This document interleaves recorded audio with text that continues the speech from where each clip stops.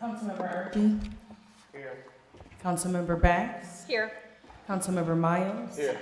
Councilmember Zajac. Here. Council Chairperson Perry. Here. Okay. I will say the prayer today. My turn. O God, the Father of us all, we humbly beseech Thee in Thy wisdom and knowledge to guide and direct these deliberations of the council along the path of truth, justice, and righteousness, so that what it decides for the welfare of our citizens may also rebound to Thy greater honor and glory. Amen. Amen. I pledge allegiance to the flag Of the United States of America and to the republic for which it stands, one nation, under God, indivisible, with liberty and justice for all.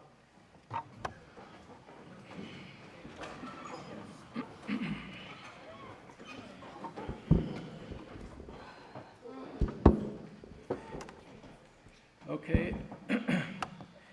At this time, we will open the public hearing relative to establishing user fee and estimates of the amount of necessary to fund the recycle and reuse program for fiscal year 2025.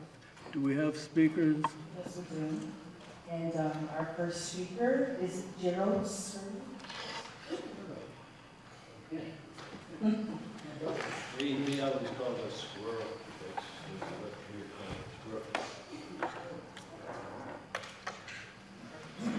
Good evening. I wish to speak about. I have a garbage can that's broken, and I don't have a recycling bin that works. So they told me to throw everything in the garbage can. When I was a boy, the garbage men used to come and pick up the garbage.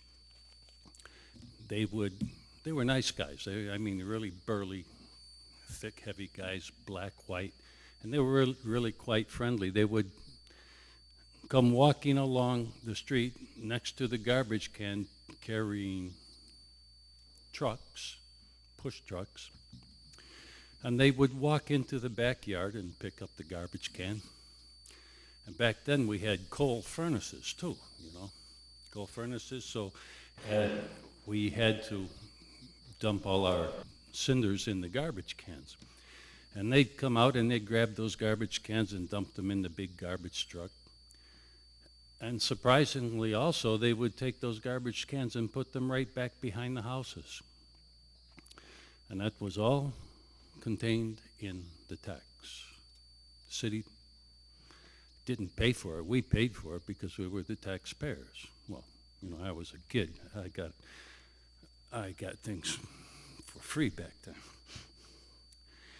But this is called cooking frog. Politically, look it up. You can Google it. The garbage fee progressively throughout the years has gone up.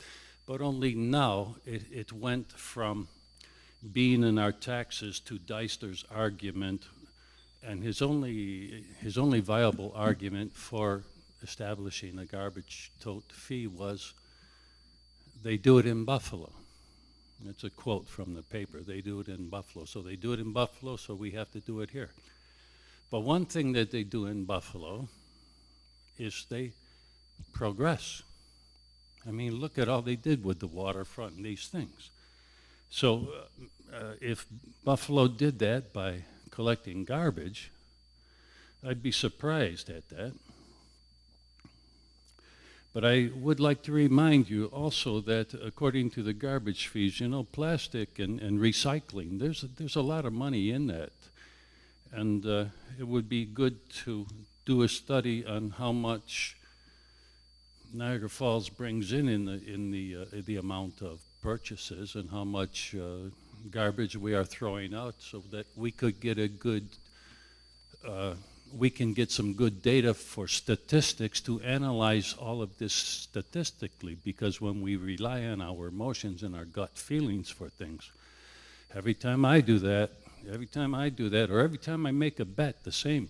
When I believe I'm so right, I say, okay, I'll bet on that one. I learned not to bet because I always lose. That's simple, common advice. But here we are talking about the garbage. And I am sad to say that all of this could have been done a lot differently years ago. And I would basically attribute it to our political participants, or I can't say the city council, but everything concerned. There just was not enough will among everybody to cooperate and get along together. And unfortunately, that's another reason why the city is in another contributor to the not developed quickly enough city we live in.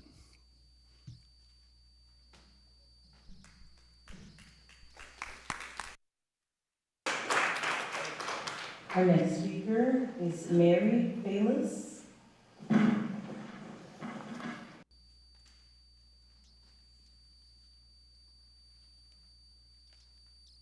Hello, I'm not up here for the garbage problem. I'm up here because of a landlord problem that my daughter has, and it's called Global Choice Reality, and they're located in Niagara Falls. Yes.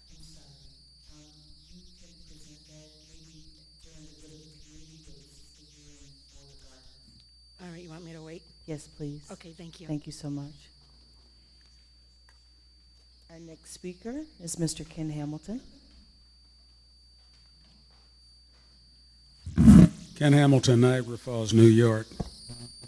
Abraham Lincoln once said to his cabinet, if you called the tail of a dog a leg, then how many legs would a dog have? And these men who were highly educated and motivated to give the right answers, they all agreed that the dog would therefore have 5 legs. And Lincoln said, no matter what you call the tail, it's still a leg. I'm looking at the garbage. No citizen fought harder than myself against transplanting the garbage to a private contractor instead of keeping it at the department of the city. I knew we were going to lose this thing, this war.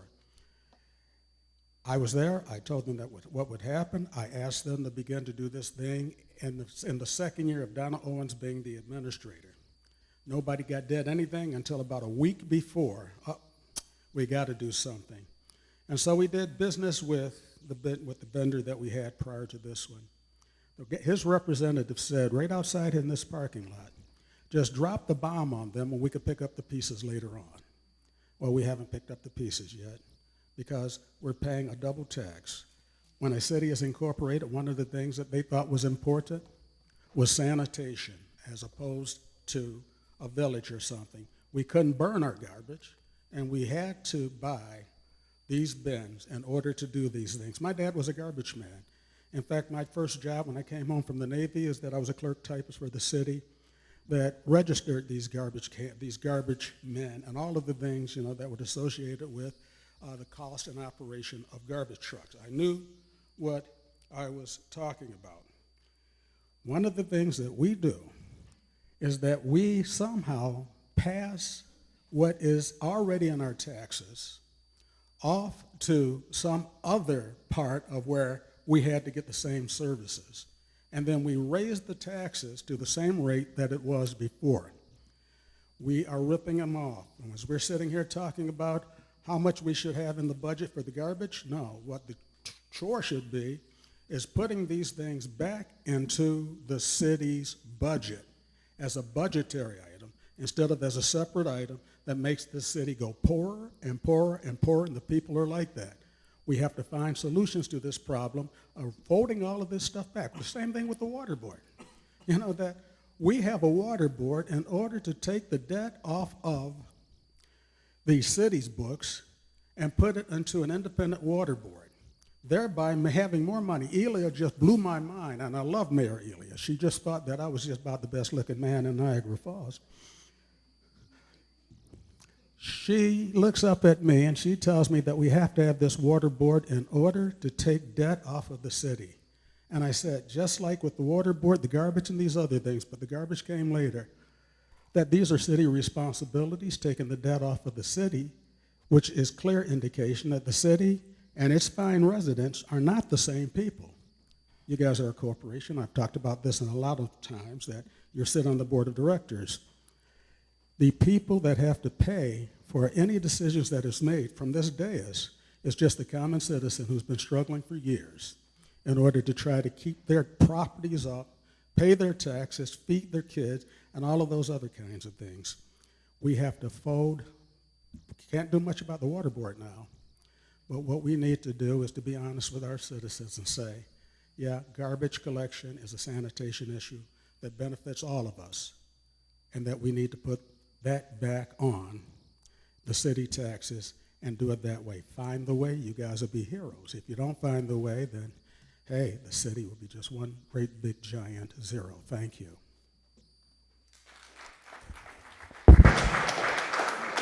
That is the last speaker. Okay, there are no more speakers. The hearing is closed. Time is 6:14.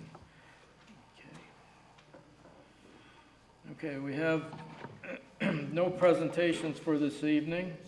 At this time, we'll go to the public agenda items. We'll go to page 4. Let's see what we got to Liz. Do we have any administrative updates or? The public speakers Speaker? for the legislative Public items. speakers? Do we have any public speakers? Yes, sir, we do. On agenda items, I'm sorry, yeah. Yes, on the agenda item. I assumed you knew what I meant. Yes, okay. So our first speaker is going to be Gerald Skirling on agenda item number 13.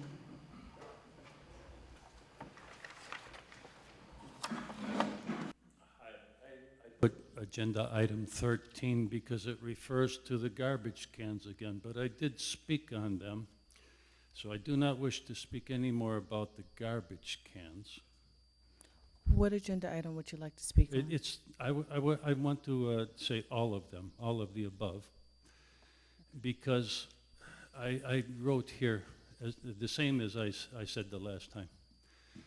We need a business agent appointed by the council. All of these agenda items, approval for the mayor to execute the budget, for approval for the mayor, approval for the mayor.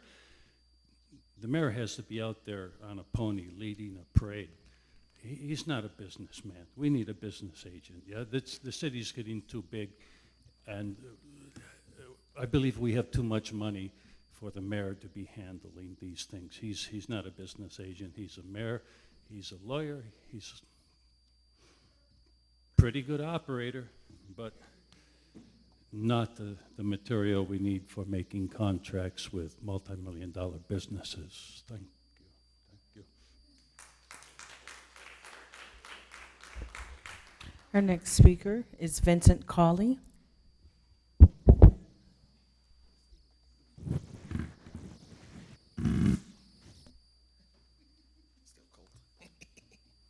Good evening, Vincent Cawley.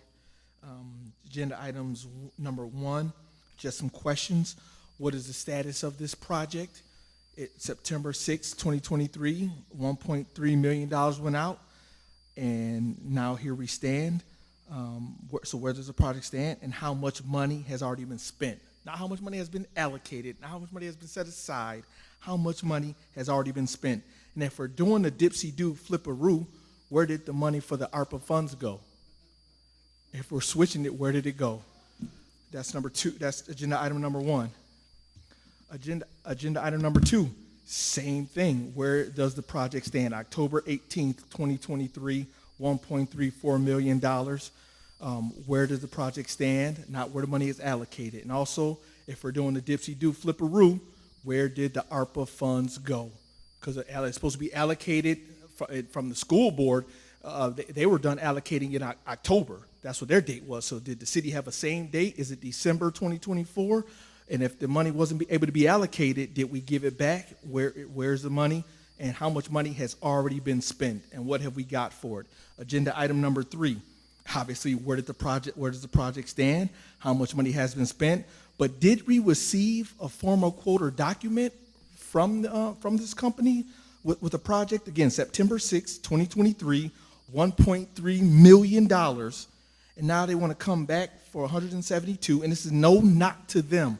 This is not a knock to them. This is a knock to how we're operating as a city, how where funds are being spent, allocated, and what services and products are we getting for it. So where did the money, did we receive a formal quote or document? Did the council get something? How was the change transmitted? And agenda item number 5, again, and going back to agenda item number 2, was it just, my understanding is we redid one block on Independence Avenue from 27th to Hyde Park, and that's $1.4 million? What was it? Oh, 27th. That's my understanding. Maybe I'm wrong. But my understanding, it seemed like it's one from 27th to Hyde Park. So that's a block or two, and that's supposed to be $1.4 million? I don't know. I don't know. Again, like I said, with agenda item number 3, where's the money spent? And agenda item number, and lastly, agenda item number 15. Was this fire, ready, aim instead of ready, aim, fire? We did all this work. We went through all this rigmarole to do the zoning, and now we got to wait for a year to enforce it. Was that fire, aim, ready? Is that what we did? Did we just rush this through, just trying to do something, the government to do something? And here we are, we hurry up to wait. I deal with this all the time. Hey, Vincent, I need a recommendation. Vincent, I need a report. We're going to hurry up and we're buying soon. Okay, here's the report. We're going to wait a year or two to buy. Fire, aim, ready, when it should be ready, aim, fire. Thank you. Our next speaker is Lawrence Blaber, agenda item number 10.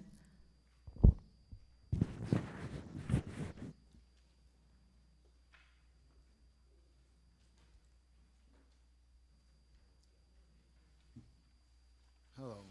I am looking at the giving of more property to Norlick, and I'm a little confused because they already have a batch of property that they haven't sold, and we're going to give them more that they're going to fail to sell. And I'm also confused because if there's an urban renewal agency that includes council members and realtors, why aren't we doing more creative thinking? We right now have a housing shortage in the city. Within combining the existing first-time homeownership program, you would have people eligible for 203K loans that could then be applied to rehabbing these properties as long as the city is willing, or Norlick is willing to give to them at very little cost. And that fund would then be able to create homes for people to actually live in. Now that's for the single family. For the multi-units, you could still tweak that and allow funding to go to entrepreneurs who will then invest and fix up those buildings and rent them out, because we also have a rental shortage. You can make it part because there's the VRIP, which is the New York State Vacancy Reimbursement Program coming out, which I helped write up with for Jewish Family Services, which is going to give up to $25,000 as long as they agree to rent control. So there's solutions out here, but it seems like there's an active campaign to avoid these solutions for whatever reason, I don't know. Maybe it's because if it's not been tried before, if it's something new, or there's just a lack of willingness to ask for solutions or ideas outside of the pool of people that have been deemed good enough to be invited to Saltarelli's pork store. Thank you.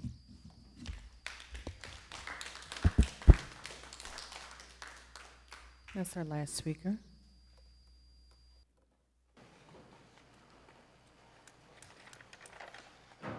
Last speaker. Okay. Mr. DeVoy, do we have any administrative updates? I have no administrative update, thank you. Okay. Do we have any community happening announcements from anybody? I'll take that as a no. Hands only, there's a hands-only CPR workshop at Trinity, South Avenue, on Saturday from, I believe it is 9 to 3. And it's free and open to the community. Anybody else? Okay. Did you get that, Liz? Got it. Okay. Thank you. Okay, now we're moving on to section 4 of the agenda. Are there any motions to amend the agenda by roll call vote? No? Okay, if not, is there a motion to adopt the agenda as proposed? Motion to adopt as proposed. Second. Okay, we have and Tracy seconds the motion. Okay. Councilmember Archie? Yes. Councilmember Bax? Yes. Councilmember Miles? Yes. Councilmember Zajac, Yes. Council Chairperson Perry? Yes. 5 yeas. 5 yeas, the motion's adopted. Okay. Okay, we're now at section number 5. Review of the minutes from October 16th, 2024. Does anyone need a minute to review the minutes as we received them, was it last Friday night? Does anyone have any corrections? I take that as a no. Okay, if there are no corrections, then let the minutes be approved as distributed. Thank you. Okay, moving on to item number 6. Liz, information from the clerk's office. Okay, I have the report of licenses, issues, and collections made in the clerk's office during the month of September 2024 have been received and filed. All right.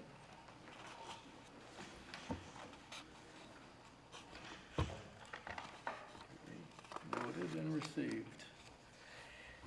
Okay, moving on to legislative items from the mayor's office. Legislative item number 1. May I have a motion, please?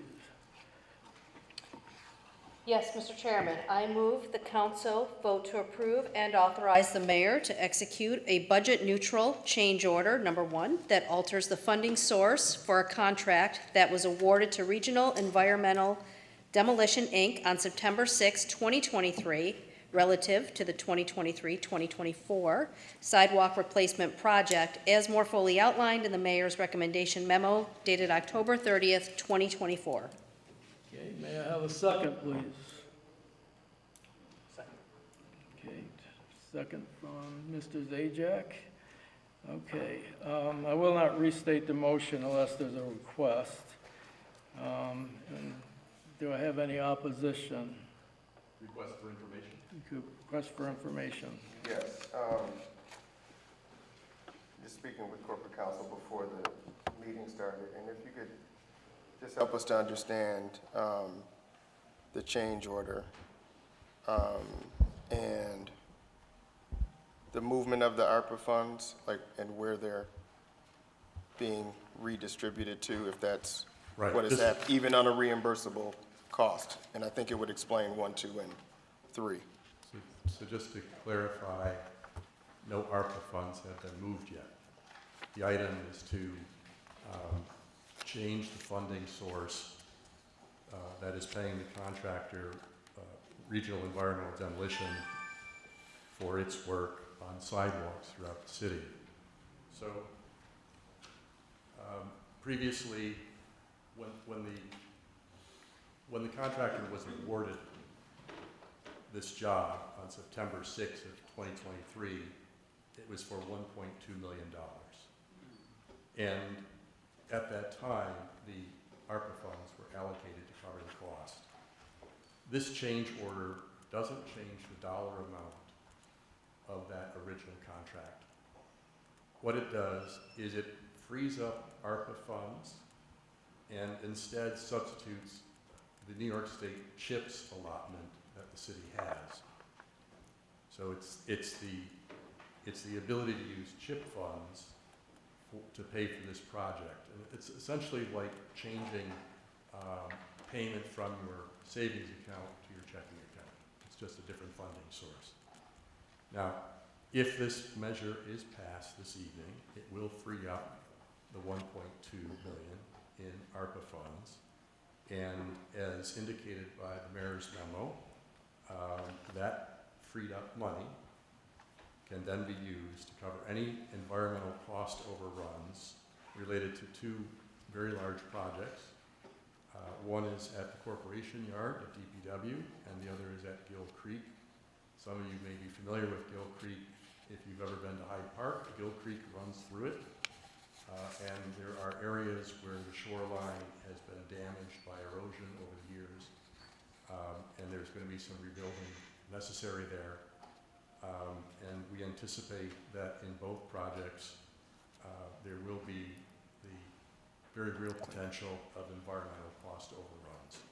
So the money that gets freed up, the ARPA funds that get freed up, will be set aside and used for those two projects. And just to the question from the gallery, do we know, has the money already been paid out for the contract from September 6th? Or is it? I don't know the precise status of payments, but I am certain that the contractor has been making regular progress payment requests. Just think about when it was awarded and all the time that they've had, especially this past summer, to do sidewalk projects throughout the city, working to not only replace dangerous sidewalks, but also to install the necessary ADA compliant ramps at each corner. That's very expensive. So I'm sure that quite a bit of progress was made, and I'm sure the contractor has been paid for its work to date. I can't tell you precisely how much of that original $1.2 million has already been dispersed to this contractor. I don't want to get ahead of myself, but in a few more action items, there is another change order for this particular contract and this vendor to add to the contract amount through a change order. But this particular change order has no effect on the dollar amount. And Mr. Du Bois, just to further satisfy one of the concerns that we heard a few minutes ago, both funding sources are reimbursable for CHIPS as well as the ARPA. So basically moving it to the CHIPS funding, we're still being reimbursed for the work, Yes, correct? and to put a finer point on that, what that means is that whether it stayed with its original funding, ARPA, or whether it gets switched to CHIPS, that means that there's zero impact on our city taxpayers. The CHIPS funding is from Albany, it's from New York State. It's given out each year to every municipality across the state, and it was determined that our CHIPS allotment that's available to us this year will be able to step in and reimburse the expenses paid out to RED. So overall, we're shifting, if I'm reading this correct, $2,620,325. 1.2. No. I'm Action sorry. item one. I'm kind of going ahead of myself because I'm kind of blending 1 and 2 together because I'm gonna have the same question for both. So I figure I'd probably ask it all in this one. You want to ask a question about item 2? Yeah. Well, no.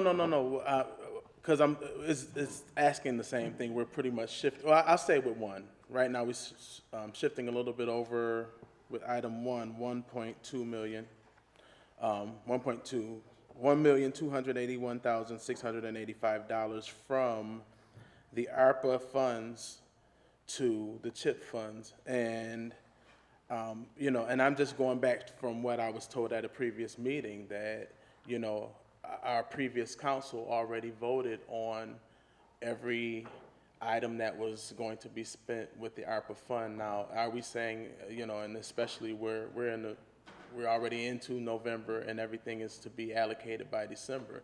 Are we saying that we can just kind of like change, the game at the this is a very last minute, to shift and let's place money from this fund into this fund, and then we can utilize the extra that we've changed to do the Gill Creek and the so on and so forth? I'm just trying to get a clear understanding. So I may have misunderstood your question. There is no movement of money from one fund to the other. It's just switching the funding source. Right. I guess let me reword it because I want to make sure I express myself. So we had $1,281,685 set aside for this project, which was the sidewalk replacement. So I guess the question that I'm asking is that we can, in the month of November, when in December, we're due to have everything allocated, we can take some funding from, or we can take what's allocated to one specific item and move it and kind of like shuffle some things that we want to put in with the fund that we have now from ARPA. So we had this in ARPA, we're going to take it and we're going to put it in CHIP. So now we have this pot of money available from ARPA. And so are we taking, so we can just kind of like pick and who decides what projects that we can put in those spaces? Well, I guess that's the administration is the driver of projects, Okay. yes. But if the council approves this item, it will be authorizing the allocation of the freed up ARPA funds to the two projects for environmental cost overruns, the Corporation Yard and Gill Creek projects. And were they prior to this? How were we going to pay for the Gill Creek project and the both of those in the Corporation Yard? I wish you'd asked that question before this moment this evening, because I could have done some research for you. I do not have any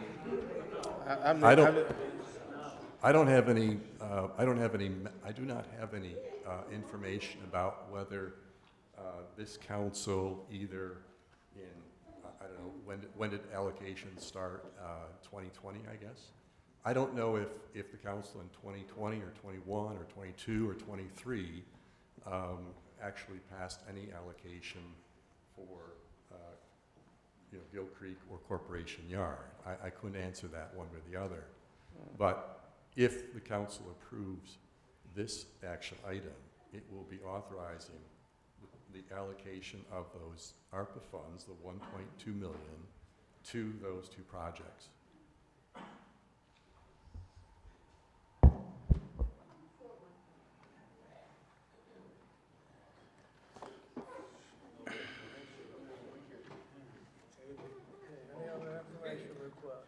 Well, I'll request at bare minimum to table it. And okay, so do we make that motion now or do I wait? See if there's any other. Okay, absolutely. Absolutely, yeah, we're on information request. Gotcha. Okay, now, any opposition? Now, would you like to make? Yes, I would like to make a motion to table this item due to the fact that there is lack of information, as our Corporation Council has just made mention. Also, the shift being that there are other items and things that need to be done. I think there should be more of engagement community engagement.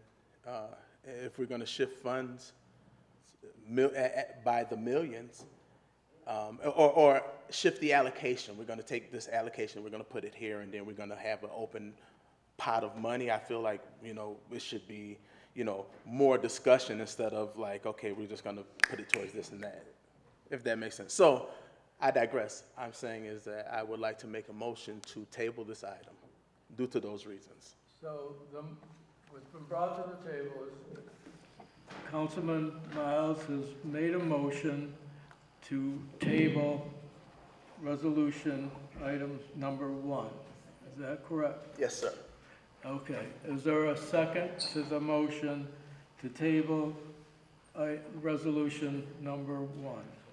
Yeah, I'll second. I'm gonna say this on my second though. I would still vote because I'm a green space person. And so I would vote for the cleanup. No, I'm not scared at all. But I will vote to a second to table. Yeah. Brian Yeah. Archie has seconded the motion to table legislative item number 1. Okay. So the vote now is to table legislative item number 1. You want to call the roll? Councilmember Archie? Yes. Councilmember Bax? No, so this is a change order, not a new project, and I don't think it makes sense to forego CHIPS funding and then put overruns into the budget. So I vote no. Councilmember Miles? Yes. Councilmember Zajac? No. Council Chairperson Perry? It makes no sense to me to table it at this time. I have to vote no. 2 yeas, 3 nays. 3 nays, okay. The motion to table is is a no. So now we'll move on back to the original motion, original resolution. Resolution number 1. We're back to the original resolution to approve the authorization the mayor to execute the budget neutral change order number 1 that alters the funding source for a contract that was awarded to the Regional Environmental Demolition, Inc. on September 6, 2023, relative to the 2023-2024 sidewalk replacement project is more fully outlined in the mayor's recommendation dated October 30, 2024. Okay, may I have a roll call vote on the original? Councilmember Archie? Yes.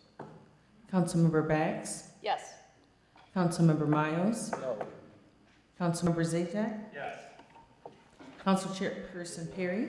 Yes. 4 yeas, 1 nay.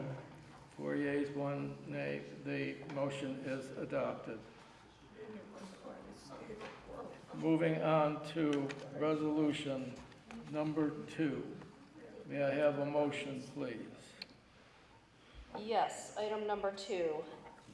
I move the council vote to approve and authorize the mayor to execute a budget-neutral change order that alters the funding source for a contract that was awarded to L.J. Quigliano II, Inc., on October 18, 2023, relative to the Independence Avenue reconstruction project as more fully outlined in the mayor's recommendation memo dated October 30th, 2024. Is there a second to the motion? Mr. Zajac seconds the motion. Okay, is there any information requested? No. It's Okay. gonna be the same It's process. gonna be exactly. I mean, should I say just to be on record, I guess? Okay, so we're pretty much Doing the reallocation from 1.3 million this go around from the ARP funds to the CHIP funds so we can have this, pot of money left over and we can utilize it here for this order. this project. And I guess so, this is questions, right? Let me ask the question then. So, and it might be the same answer. How are we going? No, it is the same answer. We don't know how we're going to pay for the Gill Creek and the Corporation Yard. I really don't have a question. I think I just have an opposition, so we can go ahead and we can move. I'm going to go through the opposition. Okay. It's the same answer as the first one. Okay, all right, okay. So, okay, any information requests? No, okay. Opposition, any opposition? I have opposition. Again, due to the same reason is because it's dealing with the American Rescue Plan funds, and we're pretty much, and I was told from the request that I had prior to that it's very last minute, and this was a couple of meetings ago, for what I was asking in regards to the American Rescue Plan Fund.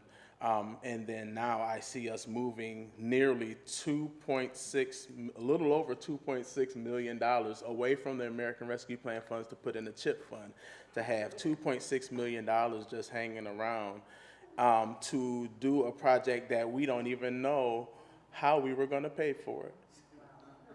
So again, I make the motion, now it's time for me to make the motion, to, at bare minimum, table this item due to the same reason, because we don't have that information. It's not readily available, and we're talking about $2.6 million, or well over $250,000 of reallocation and extra money for our city. So, I mean, yeah. Very much so.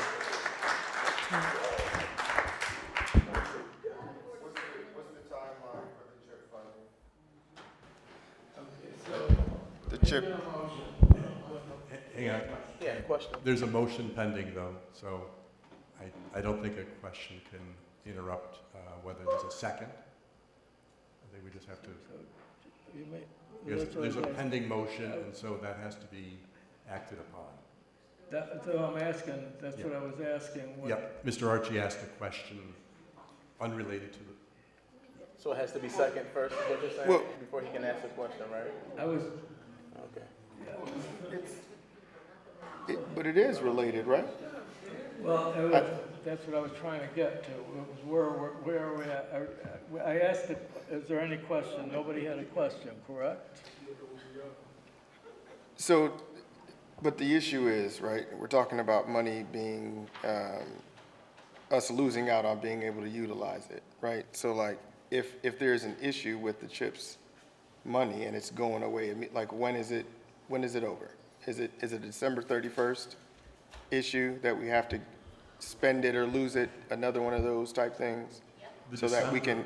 The December 31st deadline is all about ARPA.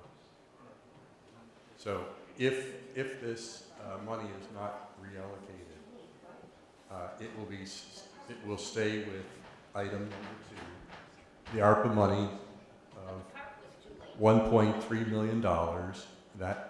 That money will be spent solely on the contractor LJ Quigliano 2 for their work on Independence Avenue. You can have 4 parks. And, okay, so, And if that happens, there will be no drawdown of the CHIPS funding. so the CHIPS has to be used for something specific? Is that, the CHIPS is specific in nature? CHIPS is specific to streets and sidewalks. It's basically given to municipalities for repaving roads, but also in the context of repaving roads, municipalities are allowed to use that money to replace damaged curbstones and sidewalks. Right, and no deadline on that, but there's deadline on the ARPA money. That's correct. I mean, if there is a deadline on CHIPS money that I'm not aware of, I am only aware of the deadline on the ARPA money. So if the allocation, if the funding source isn't changed, then the CHIPS money will pay for the contract that's addressed by item 2. Ladies and gentlemen, could you please keep down out there? We're trying to have a conversation over here relative to this resolution, and it's difficult for us to hear with all the talking in the background. If you have a conversation, please take it out in the hall. Thank you. All right.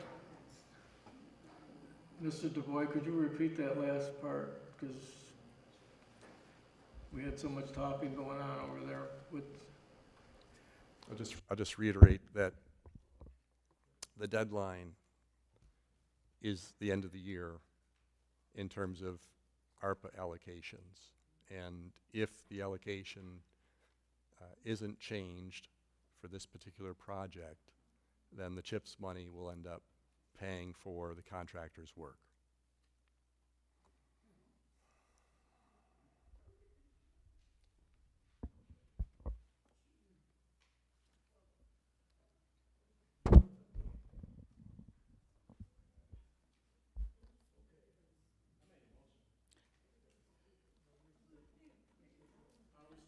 The motion is to table this item due to just a lot of inconsistencies. So you would like to... I would like to table this item, item number 2. So the motion is, you would like to table resolution number 2. Yes, sir. Okay.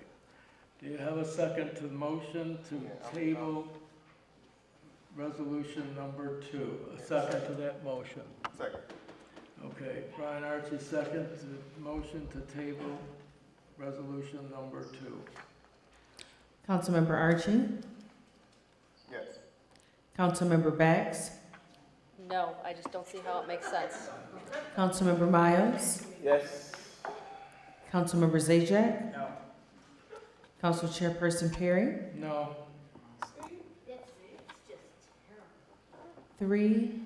2 yeas, 3 nays.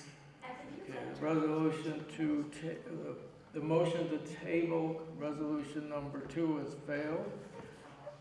Back to the original resolution relative to approving and authorizing the mayor to execute a budget-neutral change order, number 2, that alters the funding source for a contract that was awarded to L.J. Quinto II Inc. on October 18, 2023, relative to Independence Avenue reconstruction project as more fully outlined in the mayor's recommendation memo dated October 30th, 2024. Okay. Yeah. Councilmember Archie? No. Councilmember Bax? Yes. Councilmember Miles? No. Councilmember Zajac? Yes. Council Chairperson Perry? Yes. 3 yeas, 2 nays. Okay, the resolution is carried. Okay, moving on to resolution item number 3, or I should say legislative item number 3. May I have a motion, please? I move the council vote to approve and authorize the mayor to execute a change order number 2 in the amount of $172,500 for Regional Environmental Demolition, Inc. to provide additional work and materials requested by engineering in order to complete ADA-compliant sidewalk access ramps with associated adjustments to curbs and gradings relative to the 2023-2024 sidewalk replacement project as more fully outlined in the mayor's recommendation memo dated October 30th, 2024. May I have a second, please?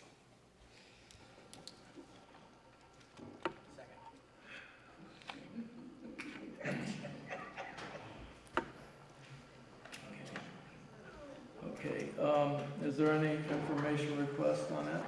Just one question, just so I'm understanding, the additional, this is the, just for the increase, correct? This is additional work that the engineering department identified as being needed. They've made the request that this change order be processed, and it will add 1,281,000.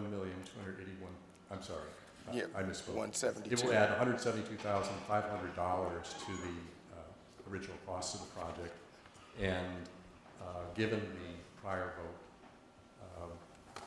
this will all be paid for through CHIPS. So once again, the city will be reimbursed, and there will be no cost to our city taxpayers.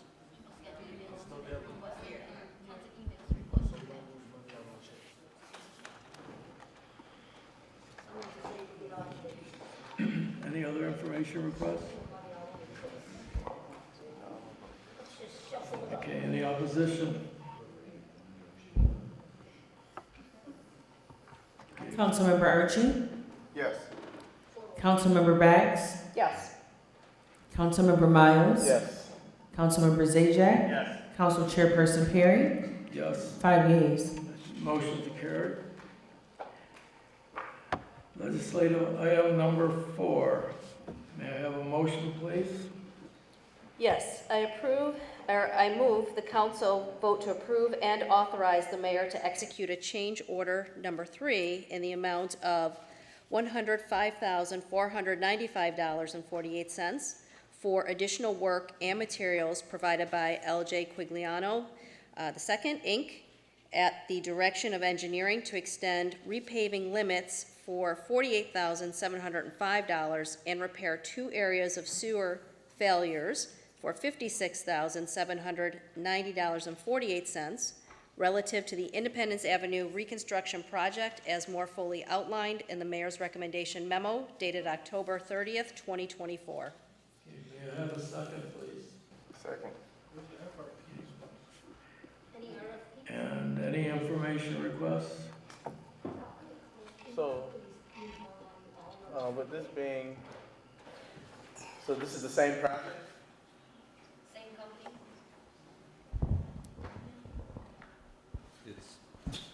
It's the same project for L.J. Quigliano. This is the Independence Avenue reconstruction project. Right.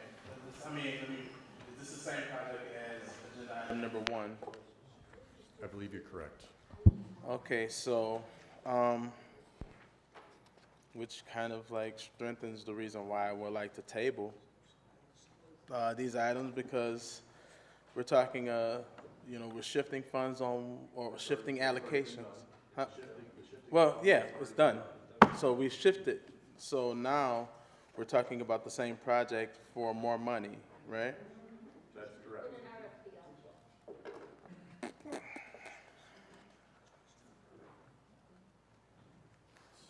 Nobody got no, it's just baffling that no one has any questions about this. Like, this is how we do business. I guess how is it that we're asking for more money, and this is a project that we've just shifted, or we've just reallocated funds to the CHIP, and, yeah, and there's just, it's more to it. I don't know. Answer your question. That's the question. Answer your question. Speak in the mic. The mic's not working. To answer your question, as laid out in the memo, some of this work was necessary and requested by the Niagara Falls Water Board. So they had the whole street torn up. The contractor had dug not just below the first layer, finished pavement, but they went into the binder. They removed the binder, and if you're familiar with Independence Avenue, you'll know that there are these islands, right, in the street. Well, Niagara Falls Water Board approached the city and said, we know of 2 active leaks in our sewers, and since you have the road torn up, everything pulled out, including the islands, everything is torn out and removed, dug out to a fair amount of depth. They said, this would be the perfect time for us to fix the sewer leaks. And the engineering department said, great idea. We will have our contractor, who's already in the road, digging down, will have to go further. They're capable of making the sewer repairs, but in return, we want the water board to pay the gentleman's agreement was reached, and that work was done. Now, the engineering department is saying, please approve the change order, and if you do, Niagara Falls Water Board will pay its fair share. Okay? The other part of the change order is to do some additional work that the engineering department decided to do, and that was to do some further repaving work, not only on Independence Avenue, but on cross streets, the cross intersections. So the water board is going to pay for their share. The additional work that the engineering department requested this contractor to do will be paid by CHIPS funds. Okay, question. No, that's good, thank you. And this deals with like, you know, sewage failure and things like that, problems that they've been having on Independence, right? There were two separate leaks identified in the main sewer line that flows beneath Independence Avenue. Probably about, I'm estimating, between 10 to 12 and 13 feet deep below the surface. So these sewer lines are pretty far below the center line of the road, just to give you an idea how deep the excavation had to go to get to the sewer lines. I guess this is just a question that kind of like, just for me, just to, you know, just for knowledge's sake, and for, you know, our constituents as well. How do we, because even on my street, every time we have a good rain, the sewage overflows and my basement backs up with sewage. I had to try to get a snake, I don't know how many times. How do we, because I see Independence and they're having this whole like, you know, remodel, revamp of their streets and whatnot. How do the rest of the city get a hold of some of this action and getting their sewage and their backups and things like that fixed? How do we address, how do we become Independence Avenue, I guess? Because, I mean, the funds is there for that specific reason, so I'm just asking. Well, hang on a second. The CHIPS funds is not available to pay for sewer repairs, okay? That's not an appropriate use of CHIPS funds. That's why I specified that the Niagara Falls Water Board agreed to pay the cost because it's their responsibility. So that answers your question. If you have a sewer problem backing up into your house, you should talk to the Niagara Falls Water Board, which owns the sewer system, and you know, make your case to them that they need to come down your street and fix the sewer mains. They're probably going to run some cameras through the sewer main and your sewer lateral, and you'll get an answer as to whether the source of your backup is from some problem with the sewer main or whether it's connected to your sewer lateral. The reason I know so much about that is because a couple years after moving into my house, my sewer lateral failed. I had backup into my basement, and I was told that I learned that I'm responsible for that. So I had to pay for that repair. I don't know how your situation's going to pan out, but start with the Niagara Falls Water Board. That's what I did.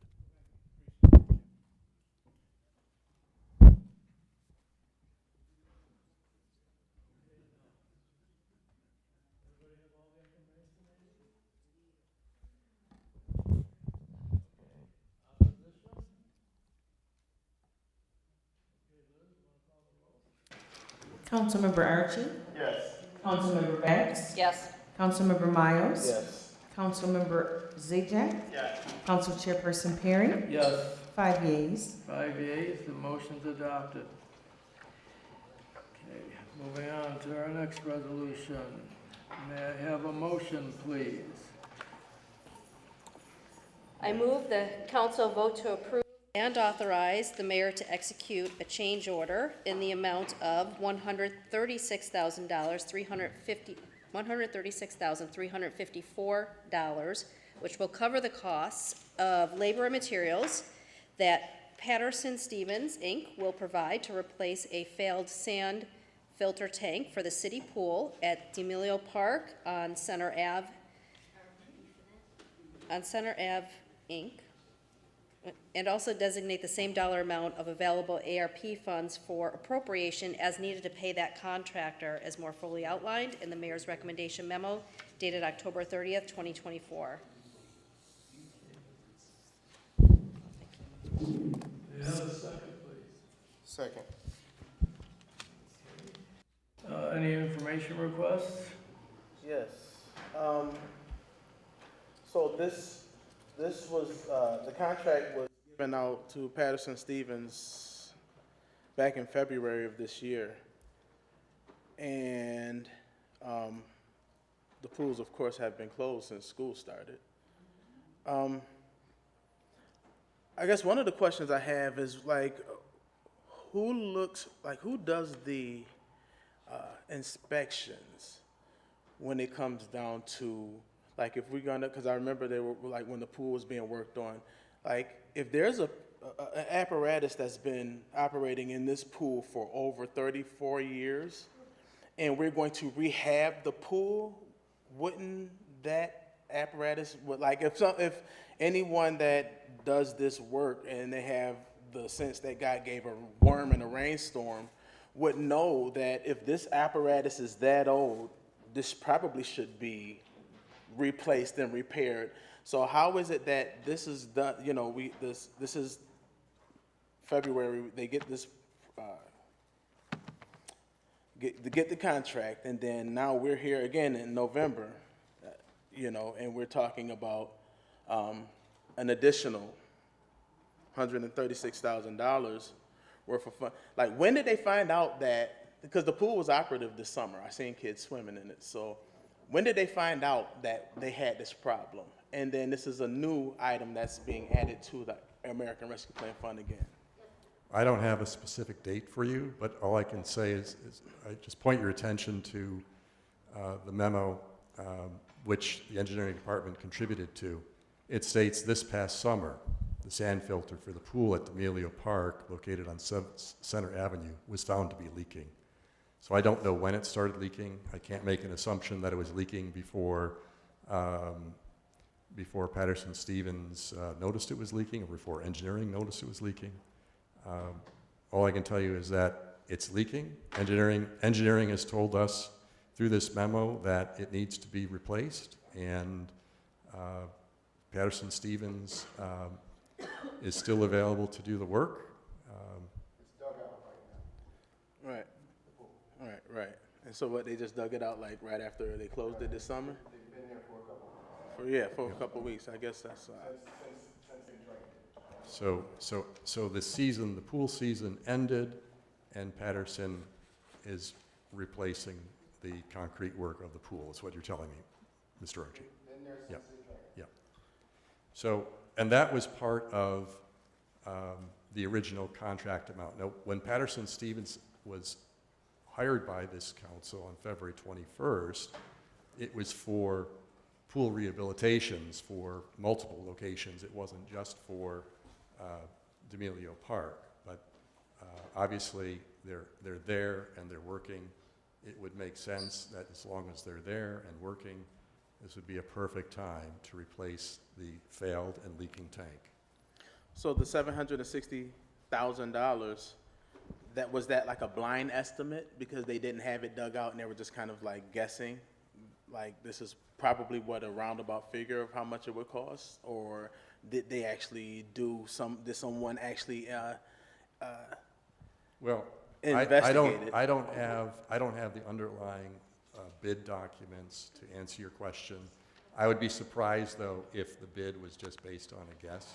Usually, the engineering department creates a very detailed bid package that gets advertised to multiple vendors, multiple contractors. Patterson Stevens responded to the bid. They had an opportunity to visit the pools and inspect the pools, which is standard for all bidding processes, and they happened to be the best choice for the project. So other than that, I don't have any other information for you, except that they're doing the work now, and they're in a perfect position to replace the tank while they're on site. I think these are the same people that did the splash pad. I mean, I don't have any opposition. I want them to make sure it's fixed, but I want to make sure that whenever we hire people that we're not, keep coming back to the table for more money. If you're good at what you do, you come a little closer than, $136,000 of a difference. But I'm definitely okay with it. I mean, yes, if it Mr. needs Miles, to be I fixed. wouldn't want you to have a negative impression about the contractor because the bid documents that they received and submitted a bid on did not require them to replace this failed tank. Okay, that wasn't part of the original contract. So the fact that the tank has been discovered to be leaking is no fault or no misdeed or improper practice or decision by the contractor. They are blameless in relation to this failed tank.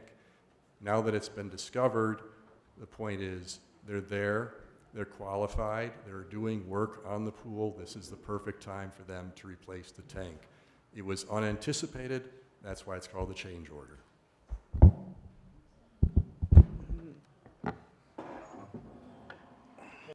Position?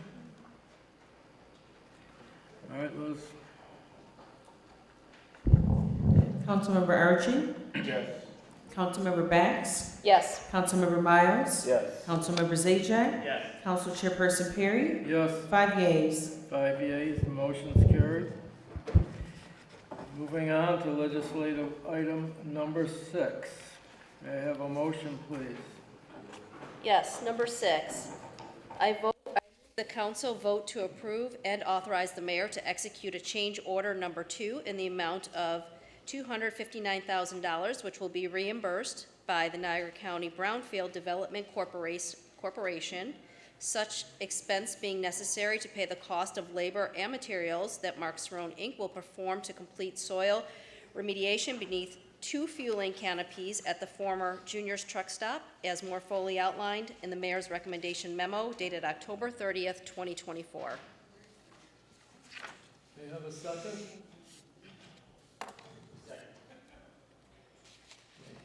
Is there any information request? Any opposition? Please call the roll. Councilmember Archie? Yes. Councilmember Bax? Yes. Councilmember Miles? Yes. Councilmember Zajac, yes. Council Chairperson Perry? Yes. 5 yeas. 5 yeas, carried. Moving on to legislative item number 7. May I have a motion, please? I move the council to approve contract award for RFP number 2023-25 to Equaville Inc. for the Provision Green Waste Disposal to the City of Niagara Falls, and authorize the mayor to execute an agreement with the said vendor as more fully outlined in his recommendation memo dated October 30th, 2024. Can I have a second, please? Okay, any requests for information? Any opposition? I do have a question, like why, so Casella, they just don't offer this service? Like,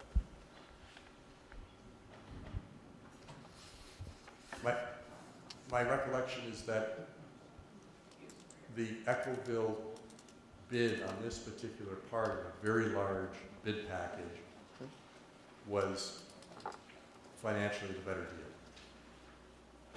And so Casella was not awarded this particular element. just a carve out. It's a carve out. And because Equaville was the successful bidder on that specific green waste contract item. Do you know how that affects the annual savings in contract cost? I don't have enough information as to who the closest next bidder was, and I wouldn't make any assumptions that it's Casella, so I wouldn't be able to tell you the cost savings. Maybe I'm not being clear, I'm sorry. I'm saying for refuse and recycling in general, I know there's a cost savings with the new contract. I'm just wondering how this figure factors into the yearly cost. I don't want to overcomplicate this, but when we generally refer to refuse and recycling, we're referring to Casella now. Casella is providing that, and it's natural to be confused because green waste you could say is also recyclable. But when we talk about refuse and recycling, we're talking about blue bins and green bins. And Casella, that's Casella's, that's their contract work, which they've been doing since taking over Modern. This particular service is, it provides the city with a way to get rid of mounds and mounds, especially this time of year, leaf waste, branches, during the summer months, if you're collecting grass clippings, anything like trees that need to be chopped up, anything that can be mulched. This contract with Echoville gives us a place to deliver all those items, and they take it from there. And my understanding is that they are in a sense recycling all that material, they're mulching it, etc. Yep.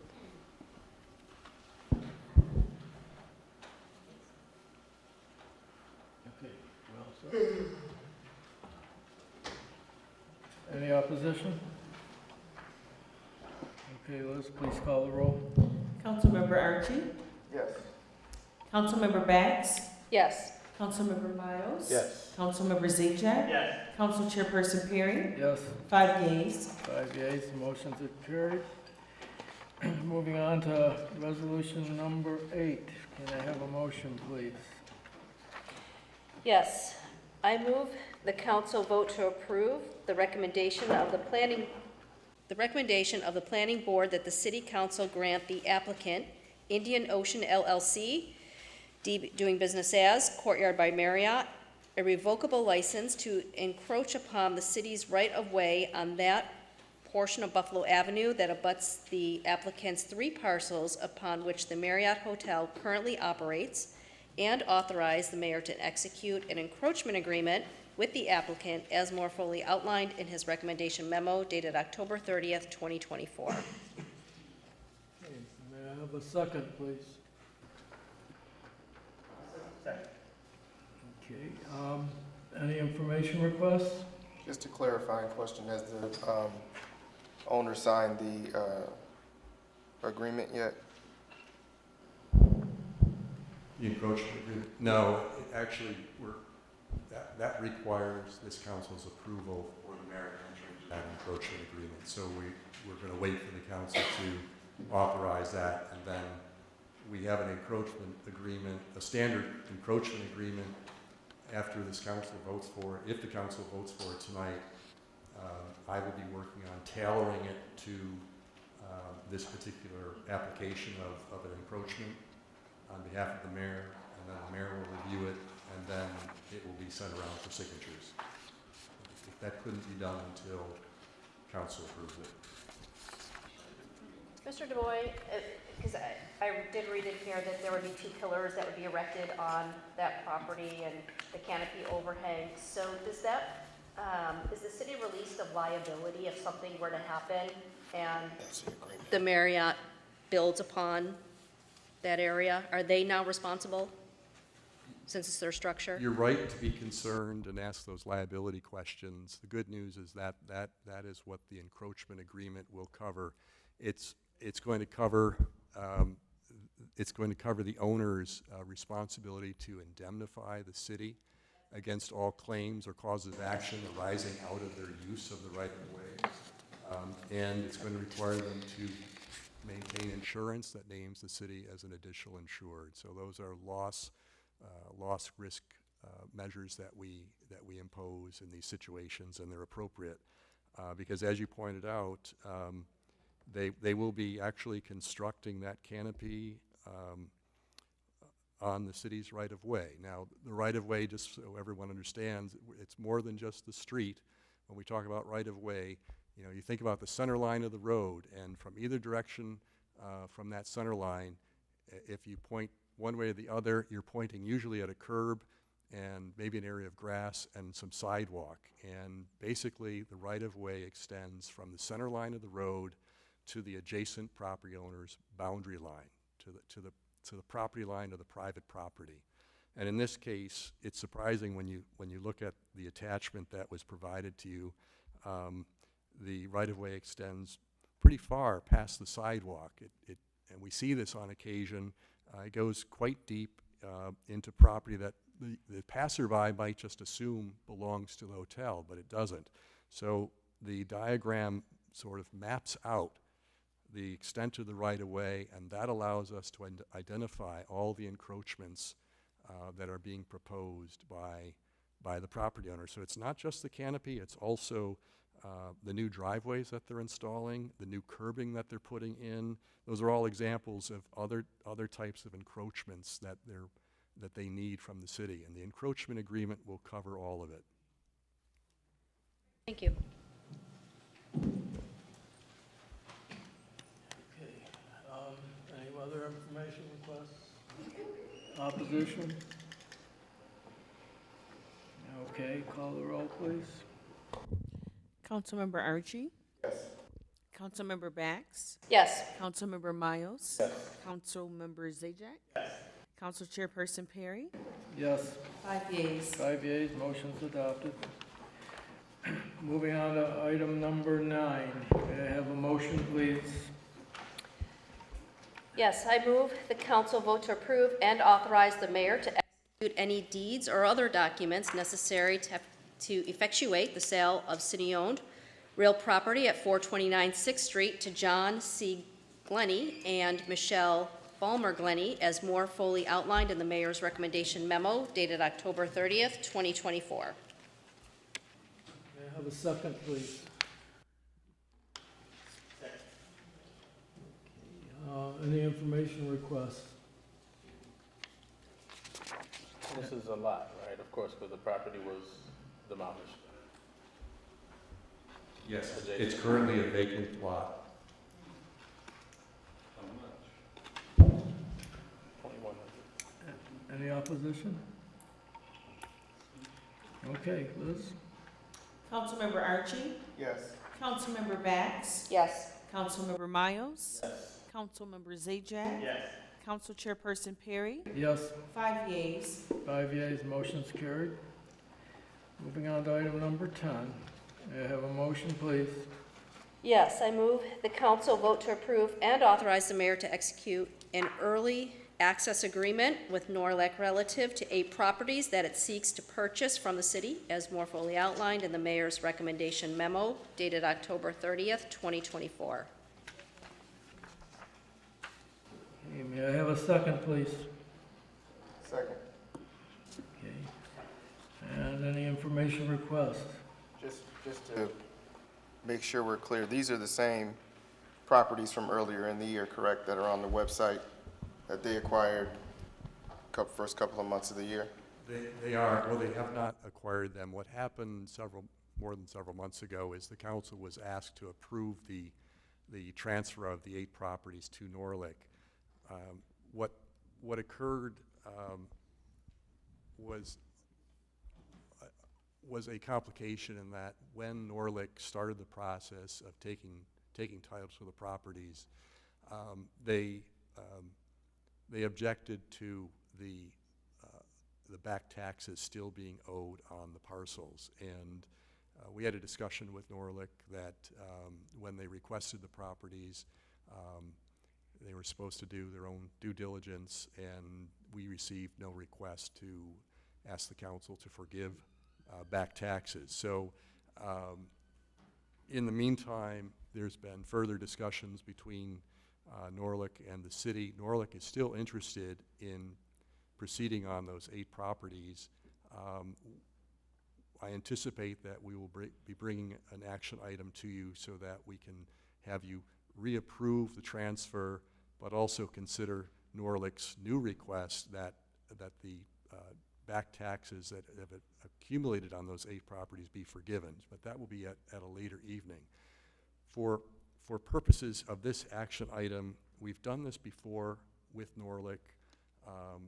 I've seen examples of it in prior minutes. I have not been involved in this type of request for early access, but I've seen it.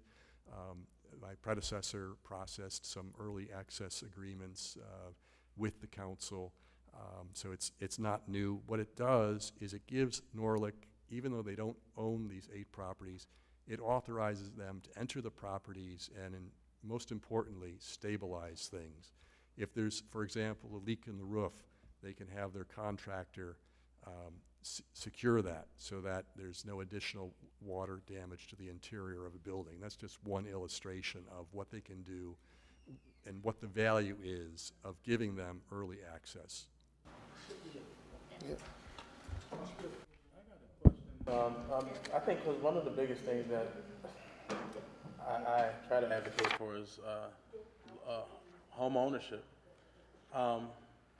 So what we would be voting on tonight would be basically giving them access to enter these properties, but they won't own them. So they don't own them, and they're going to actually enter in those properties and fix them up without owning them. Yes, but the fix-up is very limited in nature, so it isn't a full restoration. It's not a full remodel. It's, here's another example. You know, I gave the example of, you know, if you wanted to protect the property from further damage and there's a leaking roof, you'd certainly do that. Here's another example. Winter is fast approaching. If by chance the water is still on and the water lines in the house are full of water, you would want to get in there and drain those before freezing temperatures arrive. Otherwise, if you don't, next spring, when Norlick gets there to do the rehab, it'll be a lot more expensive because all the pipes in the walls will have burst and water will have leaked. So there's another example of why Norlick would want to get early access and why we would want to give them that access, because it's going to help them achieve their goal, and that is rehabbing these properties and turning around and getting them out to new homeowners or new landlords, or whatever the case may be. On their website, I just checked. so I would assume they're gonna do something. I guess probably one, because there are a lot of people that ask and who have the funding and the finances to actually rehab homes that we've been looking forward, like, to buying housing here in the city. I see we have eight homes that we're going to give to a company. Has there been a space where Norlick we have? is a Hold on, not-for-profit. if you don't mind, let me finish asking the question really quick. Have we allowed, you know, the community or the public the opportunity to possibly even bid on? I mean, because now we're talking about giving homes, but then some people are willing to actually buy these houses at, you know, and possibly even take over, you know, the taxes that may be owed on it. And I don't think, you know, have we not given, like, the public the opportunity to actually have access to that instead of give it to another company? Are you referring to these 8 properties? The 8 Mr. Mott? properties. These particular 8 properties? Yes, these. Well, obviously, they have not been given to other people. The council originally voted just a few months ago to transfer these properties to Norlick. So I don't remember the vote count, and I don't remember your vote. Oh, no, it was definitely 3. I didn't vote on it. But that was the decision of the council. Now, as I've indicated, there will be a future action item. Norlick is going to come back and try to straighten this mess out with the back taxes, which are substantial. And the council will have a fresh bite at the apple if it wants to take these 8 properties away from Norlick and figure out something else to do with them. Have at it. But that's for another evening. That's not for tonight.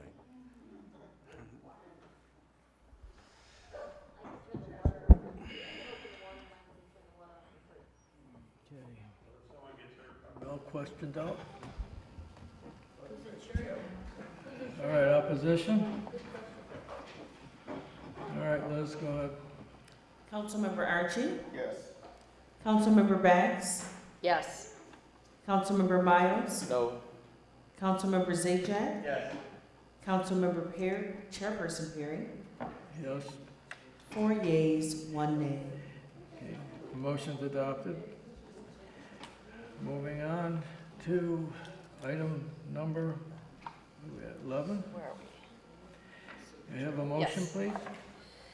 Yes, I move the council vote to approve Grant and authorize the city clerk to issue a license to Cash Pro Unlimited to carry on the business of a secondhand dealer within the city, as more fully outlined in the city clerk's recommendation memo dated October 11th, 2024. Okay, may I have a second, please?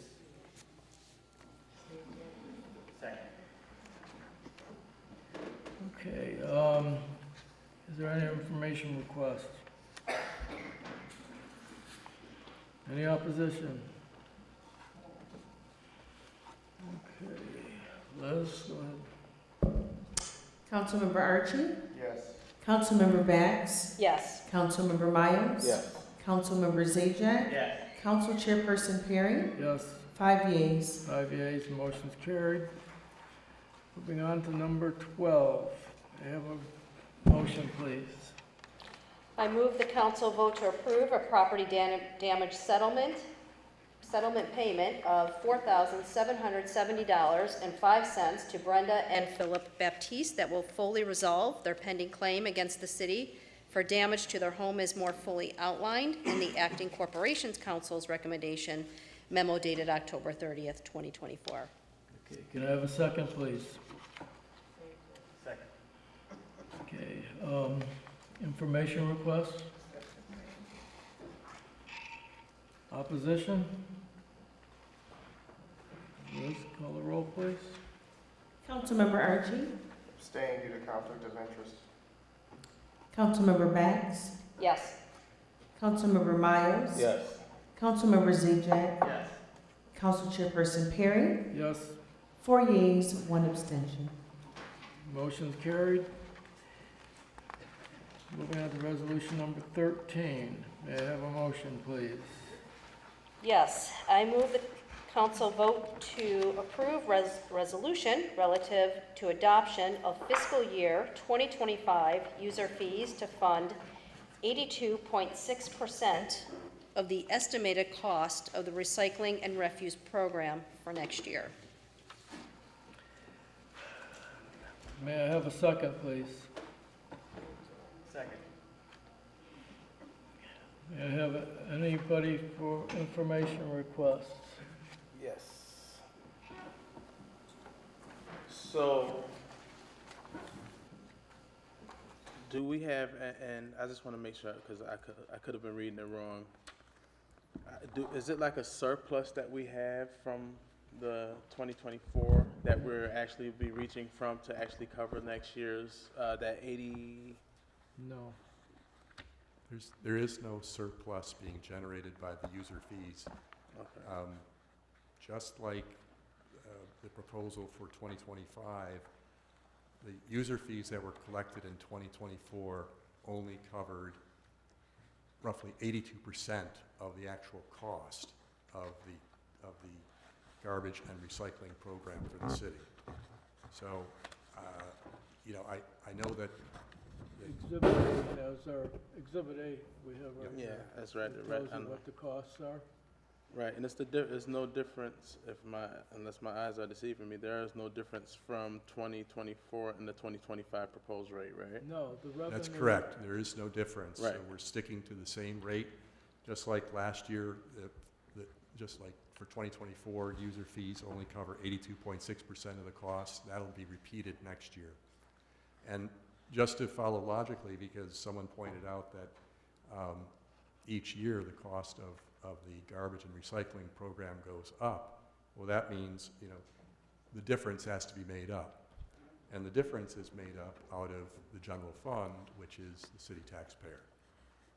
So question, and I guess because I remember being on the other side of that podium when they were actually voting on this actual item. Yeah.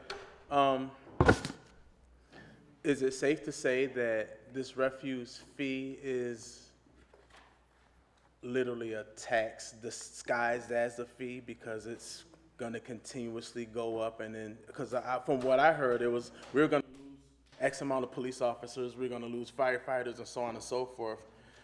And there was a specific nearly $4 million that we were looking at. And I asked, well, is this going to continuously go up and is it going to burden the taxpayer? And I kept getting very broad answers. is it safe to say that, like, maybe the few years down the line, we're gonna see this user fee on the backs of the taxpayer more so each year?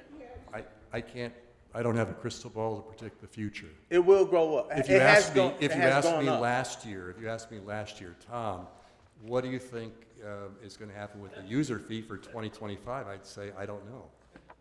I found out around the same time you did from the proposal that you received that there would be no change for 2025. I'm not in a position to say whether that's going to occur in 2026 or 2027. I just don't know. I don't think anyone here knows or could know. But if I may, to sort of help make sense of this user fee, and you've called it a different type of tax, rather than engage in that semantic argument, let me just give you this illustration. Suppose I'm a landlord and I have a large multi-unit building, maybe it's a large house with lots of units, and take a look at Exhibit A because it gives the cost per cart. There's different rates, and so if you're a regular homeowner like myself, you look at this and you're looking at the one cart rate. So okay, the one cart rate is $181. Now, in my scenario, I'm a landlord. I have a lot of tenants. I have the maximum number of garbage carts. I have 12 carts. Okay. Now, I have to pay more for those 12 carts. If the user fee didn't exist and taxes and all the general fund paid for all the garbage cans, I would have a windfall because my tax bill wouldn't be as high as yours. You would help pay for my 12 carts. As a single family, I assume one garbage tote family, your taxes would help to pay for my tenants' 12. So that disparity is addressed by the user fee. So the user fee is not necessarily a bad thing. It actually relieves the burden on taxpayers who don't need or have 12 carts and don't really want to pay for my 12 carts because I'm a landlord with a big property.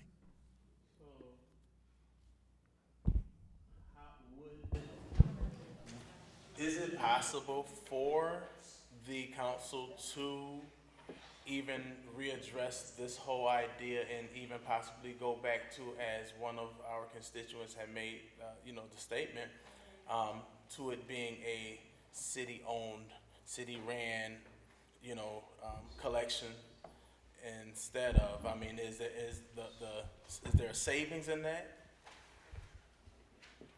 I can't. Look, I just explained to you why you're getting a savings by the current program by not having to kick in your taxpayer dollar towards my 12 carts. Well, okay, so there is a savings to you.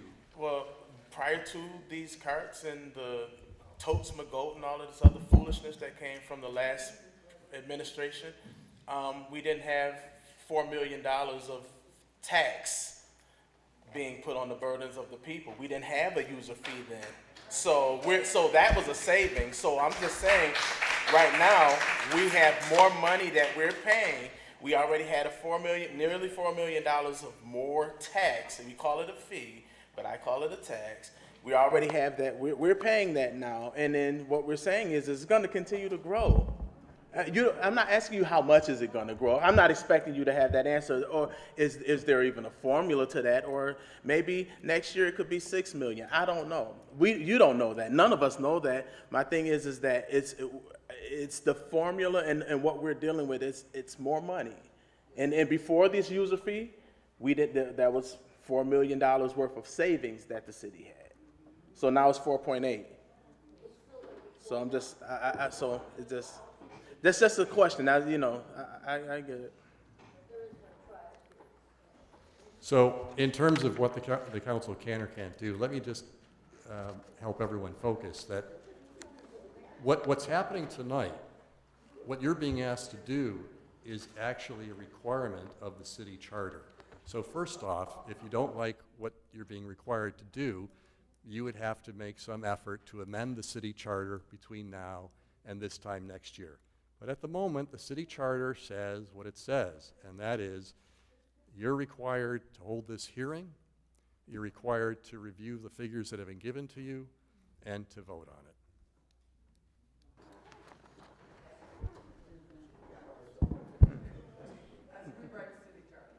Yeah.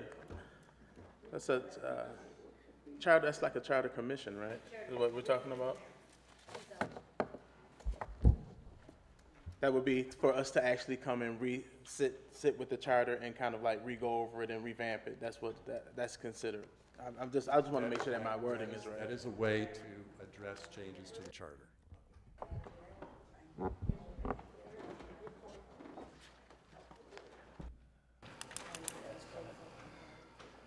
Okay, any other information requests?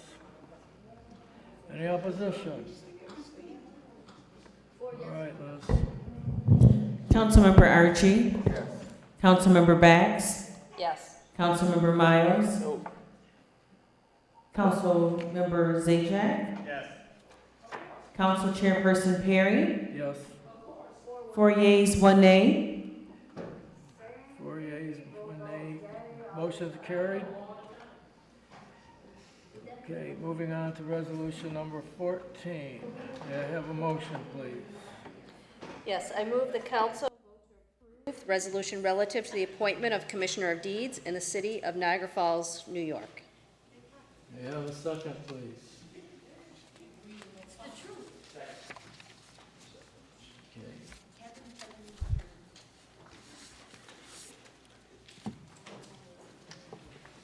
Information request? Opposition? Liz? Councilmember Archie? Yes. Excuse me. Can I have quiet in the chambers so I can hear? Said yes. I need quiet. Thank you. I want to hear the rest of it. Councilmember Bax? Yes. Councilmember Miles? Yes. Councilmember Zajac? Yes. Council Chairperson Perry? Yes. 5 yeas. 5 yeas, motion's carried. Resolution number 15, may I have a motion, please? Yes, I move the council vote to approve the resolution relative to scheduling a public hearing on November 20th, 2024, concerning the proposed amendment of a local law entitled Regulation of Student Housing in R1 and R2 zoning districts that would amend the date of implementation by 1 year pursuant to the recommendation of the Director of Planning. May I have a second, please? Second. Information request? Yes, at this public hearing, are we, I know we are council, however, we are residents as well, so if I have a question, are we capable to ask any questions during that, public hearing? Because I remember one time we had a public hearing and I couldn't ask a question. The answer for all public hearings is no. That is the nature of public hearings, and I think you heard me mention that I've attended hundreds of public hearings all over Western New York, and never attended one where the governing board was allowed to ask questions of people speaking at the public hearing. The purpose of a public hearing is to give the public a chance to be heard, so it's their opportunity to speak. And neither Robert's rules nor anything in the city charter or any ordinance changes that rule. No, I think you got my question confused. I wasn't talking about actually asking the people who are actually speaking or actually even conversing with those who may speak. I'm talking about, instead of being like we're talking about the zoning ordinance for student housing. So my questioning would be more towards Niagara University, the people who are directly affected and who we're actually, connecting services or even being, utilizing our city as housing for their students. if I wanted to ask them, what is your skin in the game, how much money, and are you willing to put on the table to help make this happen, or whatever the case is, could I ask them that here at a public hearing if they're available, being that we're talking about student housing for their school? No. Okay. All right. No. No, I don't think I misunderstood your question. Okay, well, maybe you can ask it in a better way. Just maybe something more appropriate. Could a council person just come to the podium to speak, right? Yeah. Even though we can speak from up here, I think that's what might. Oh, you want to speak at that podium during the next public hearing? Was that your question? No. What I'm saying, no. You would have to come to one of our zoning board meetings if you wanted to speak. I would say you wouldn't come to a public hearing to speak, you go to a zoning board meeting to speak, am I correct? There's nothing that prevents a council member from speaking at a zoning board meeting, to my knowledge. But while during a business meeting, You wouldn't be speaking at a public hearing. it would be unprecedented if during a business meeting where there's a public hearing that any member of the governing body would leave their seat to make comments from. Or what if I just never From the sat at my microphone. seat, period? What if I came late? And then I just happened to walk Okay, up to the so podium? now we're just entering into hypothetical questions, Right. which is far afield from the action item that's before the council. So I'm not going to entertain that question. Is it legal, okay, maybe the question that kind of would go with what Councilman Archie had asked. Is it illegal? Because I think that's the questions that I need to be asking. Do we face legalities from standing at that podium and speak? Or is it illegal for us to speak from up here and ask a question during a public hearing? I've answered that question No, multiple times. My answer's the same. No, I never asked was it illegal. I said could we? But The answer's still no. okay. I would have a question and answer for the people. Everything's always. All right, let's take the roll. Councilmember Archie, Yes. Councilmember Bags, Yes. Councilmember Miles, Because I believe the people have a right to be heard. Although I do feel like there should, especially being that we're the governing body, and when there are questions or whatnot that's going to be asked to us, or that they're addressing us, or they're addressing the body here in this meeting, I think my whole thing is that I want the public to be heard. So I'm gonna vote yes, because it's not about but I mean it is about me too, because I should have some type of say so. However, I'm not gonna vote no and to go against everybody else getting the opportunity to have a public hearing and voice your opinion. So I'm gonna vote yes for that reason. Councilmember Zajac, Yes. Council Chairperson Perry, Yes, 5 yeas. 5 yeas, the motion's carried.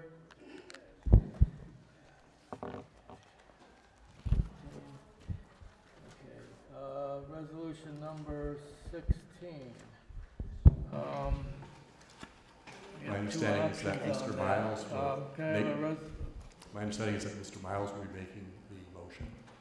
Okay. Mr. Chairman, I move to vote that the council vote and approve a resolution relative to supporting the allocation of ARP funds for the development of the Beach Avenue Park.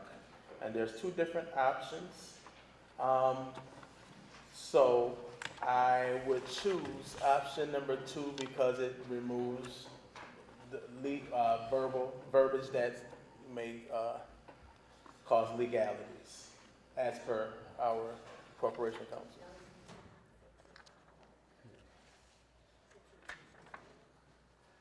Okay, the motion is for the vote on option number 2, resolution number 16. Do I have a second for that motion? Somebody want to say it for me? Yes. Second. You know what I mean? Everyone knows to talk now, huh? Okay, do I have a information request? Opposition?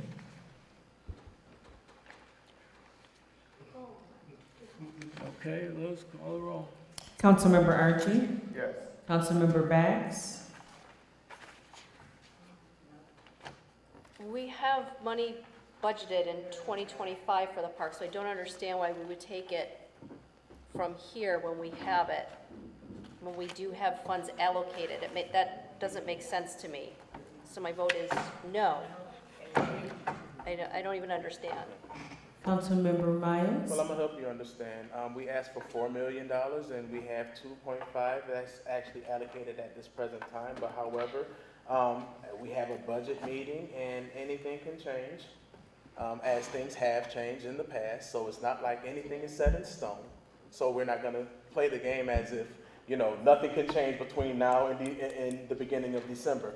So, with that being the case, because we have had 2 change orders tonight of reallocation of funds. So my thing is that let's put it down and let's allocate it, and we're not gonna grasp at straws to try to go against it. I mean, if you're against it, it is what it is. But unfortunately, again, like I said prior to, is that this is a space where 60% of our council don't really understand. This is a space of the city. Again, I feel like I am beating a dead horse, but I'm going to say this before I vote.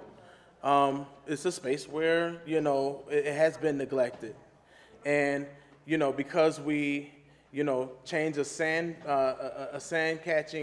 sandbox filter or whatever the case is in the pool, that's not, oh, we've done something for the 4th district. When we have ripped out of the 4th district. And then there's that. So with that being the case, and for funds that was allocated and voted on that we didn't get in the 4th district, it's like we're losing. The 4th district is definitely losing faith in government because of the continual lies that take place. So yes, I'm asking for 3.9 and some change that I add, because yes, we have that allocated, but anything can happen between it. And my thing is for $4 million. Let's just put it down there. We have now what we do. We move some stuff around so we can have a pot of money. Maybe we should move some other stuff around, but let's do that for the kids and for the elders, not just the kids, but for the elders and for a body of people. Because if you go down there's a place, I lived in that area. That's the Unity Park, Jordan Gardens, all of Center Garden, and all of these places where a lot of, and then we have it used to be Center Court, Beloved, whatever, the name changes often. Flat Tops, not barely a half a mile away. You have it's off of Hyde Park. It's a whole literal village of people, and we've taken again, and I'm gonna say those 3 things again. We don't have a community center that's demolished for whatever reasons. I'm not going to point fingers at that, but we'd also, again, a YMCA that service this area for children and for youth to be able to actively, really actually engage with their peers on a positive level. That has been turned into a homeless shelter for men, and the 13th Street Center is no longer operable or in existence. So for the city to not, embrace reinvesting in just this one portion, because we're investing in police cars because we want to put these boys and these young black men in jail when there's nothing for them to do. These babies, we're talking about fighting them for jaywalking and all kind of craziness. I think the thing is let's give them another alternative. That's all. So if you don't understand that, think of your kids, and think if your kids live in that space, and then ask them, hey, you know what? Would I want the city to invest in that for me and mine? Absolutely you would. But if you don't have that, if it's not at your front doorstep, sometimes I guess we don't care. So I vote yes, absolutely. Councilmember Zajac? I would just, I mean, this is the third time we've seen this agenda item. And to rebuke one of the statements Mr. Miles made, I do understand what you're asking for. I do understand the area that this is in. As I shared with Councilmember Archie, I think the first time this came up, I went to elementary school at Kelfis Magnet, from pre-K to 5th grade. Our fire drill plan was to walk to the former center that was there, that was now demolished. So I'm aware of the area. I'm aware of what you're asking for. But as I asked last time, if the money is not available, then this... We just made $3 million available. Then this agenda item isn't going to accomplish anything. Well, we just made $3 million. Excuse me, ladies and gentlemen. And as I said last time, I understood your willingness or your beliefs to not want to speak with the mayor. That's fine. I respect your decision as my colleague. I did ask the mayor if there was funds available, and he said all the funds are allocated. So there is not $4 million. So we just released nearly $3 million of funds Correct. to put towards something else. Correct. We just reallocated the shifting of funds. That's what we just did. So why couldn't we do that for this part? There's not $4 million available. Boy, this isn't the debate portion. This is my vote. I honestly understand my information is not obviously being welcomed, so my vote is still no. Council Chairperson Perry? I'm not going to go over and rehash all this stuff over and over and over again. There's a way to do this. We're into the budget. I've talked to Councilman Archie about this. I've talked to Dave Zajac about this. There's a way to do this. We're going to do it. But right now, my vote for this resolution is no. Chairman. 2 yeas, 3 nays. Chairman, question. Resolution has failed. I know, it's not even about, this is about what was, because we were supposed to be able to talk, are we able to talk directly to the, to our financial office upstairs? You're not recognized. Oh, okay. We're not going on and on about this. So we are. We're not. No, we're not. Okay. No. Yeah. I mean, he told me last time to the what is it? What's the controller office? And I actually went to the controller office, and they said that anything that I want from them, I have to go through the mayor's office. So apparently there is a handcuff that's put on some of us. I don't know what kind of relationship y'all got with the mayor and with everybody, and you can go talk to the controller, but unfortunately this guy right here can't go into the controller's office and talk to him as a city council and a representative of everybody, every person in the city. So that's unfortunate. So I think the problem is that there's such a double standard when it comes up here. When I want to speak or when I want to talk to, I went straight up to the office. I'm glad this is all on record because I went up to the office, to the controller's office, to request documentation of funding that we have spent regarding all of this. And guess what they said? Well, go to the clerk, and then what happened is I got a message from Miss Maria Brown saying that, anything that anything that I want to request here in the city of Niagara Falls, as a sitting councilman, I have to go through the mayor's office. So basically, the dictatorship is real. So that's unfortunate, because you asked me last time, did you talk to the controller? So that's what I went and did. I went to the controller's office, and that's what I got. So that's transparency for everybody. Now we can move forward. I'm good. It's on record. Double standard, sick.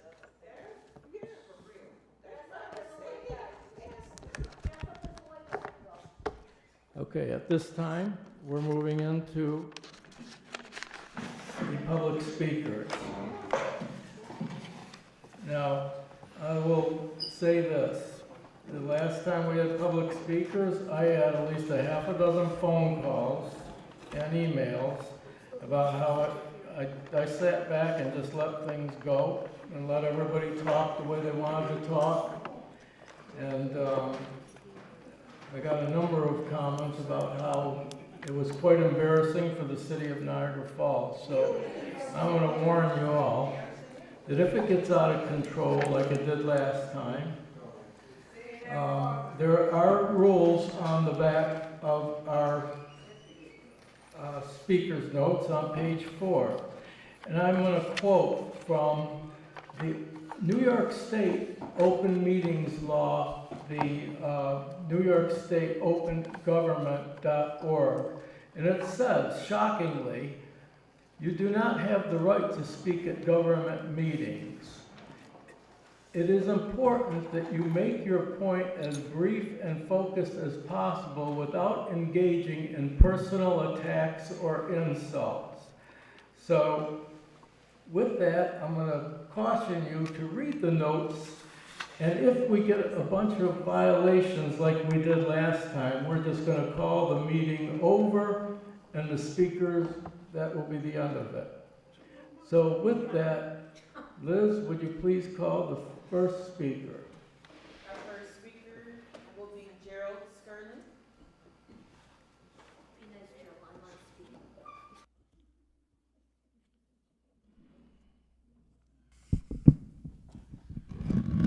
Good evening. I am Gerald Shkurlin. I live at 162 Buffalo Avenue, Niagara Falls, New York, the Lavinia E. Porter House. I want to start out with some of our beloved Western philosophy, Ecclesiastes. There's a time for every season, time to be born, a time to die, time to rejoice, a time to cry, time to throw stones, a time to refrain from throwing stones, and a time to war, and a time to refrain from war. The people here want a voice. The people here want to be heard. The people here want to participate in the authority that all of you have been elected to carry. That's what the people want. They want to be a part of all this. I would like to see a more friendlier cooperation among the participants here, as well as among the council members.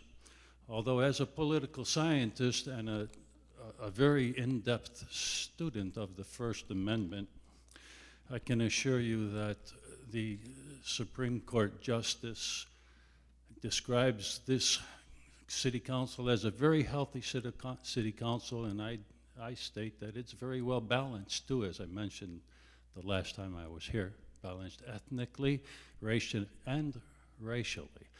but not, well, to a very, very good degree socially.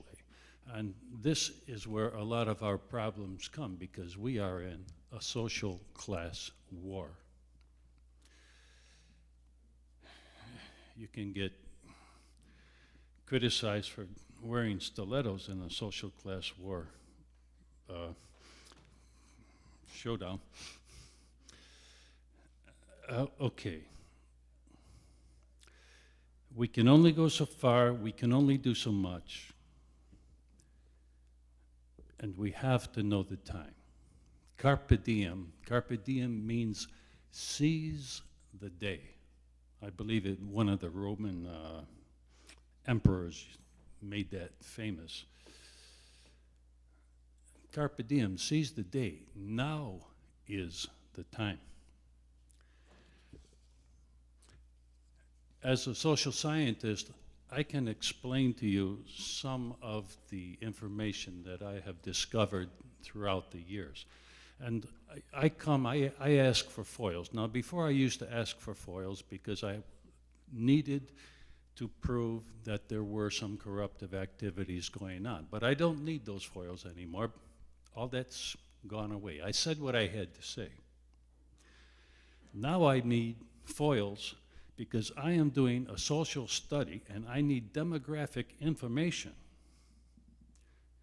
In Niagara Falls, New York, we have all of that information. And I need a lot of information, and one of the only places I can get it is from the assessor's office. I've asked for it for 3 years, but I have not had so much information trying to get all the demographic, that means, like how many immigrants, where they came from, stuff like that, for the last 134 years. From 1890, I've got the information up to 1890, but I need the next 134 years, and I'm not getting them. As a contributant or as a participant of the city council events throughout the last 20 years or so, I have noticed that in the earlier years, participation in these events has been more about exclusion than inclusion. Political parties, the same. When we have people that work especially to exclude a person who has a lot of intent to run for political office, and then they're denied their ability to run because somebody's filtering out their votes. That's exclusion. So as I said, there's a time for every purpose. From now, we either go forward Thank you, Gerald. with free speech. Free speech permits the things that unfortunately happen here. Thank you. Our next speaker is Janine Gallo.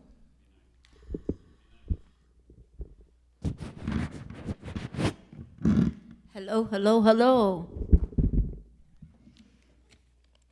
First of all, shame on you guys. I don't know if you think the people out here don't have IQs, but I think they're smart and they know. There's nothing they could do, but they know. Everything's 3-2, 4-1. I'm sorry, I've gone to different council meetings. You guys are supposed to be for the people, And you go home and you go in your white neighborhoods and you don't care. It doesn't matter what color my skin is. I'm a human being like everybody up there, and you should care. As a teacher, I didn't say, oh, you 3 black kids, you sit over there, because it doesn't matter if you learn.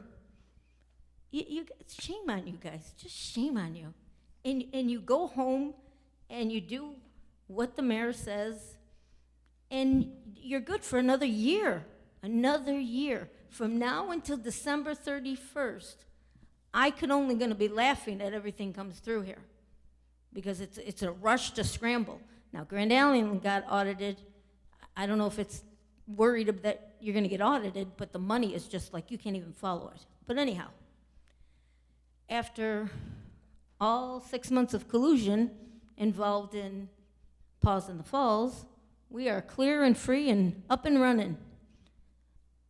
Beat all those obstacles, but now there's no more excuses.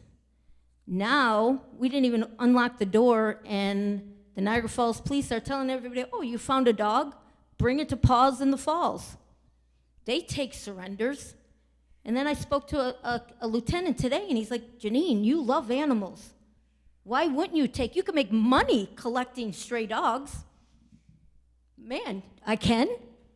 I'll go collect them all. Who's going to pay me? I'll get the cats, too. I'll take the rats. You can't make money.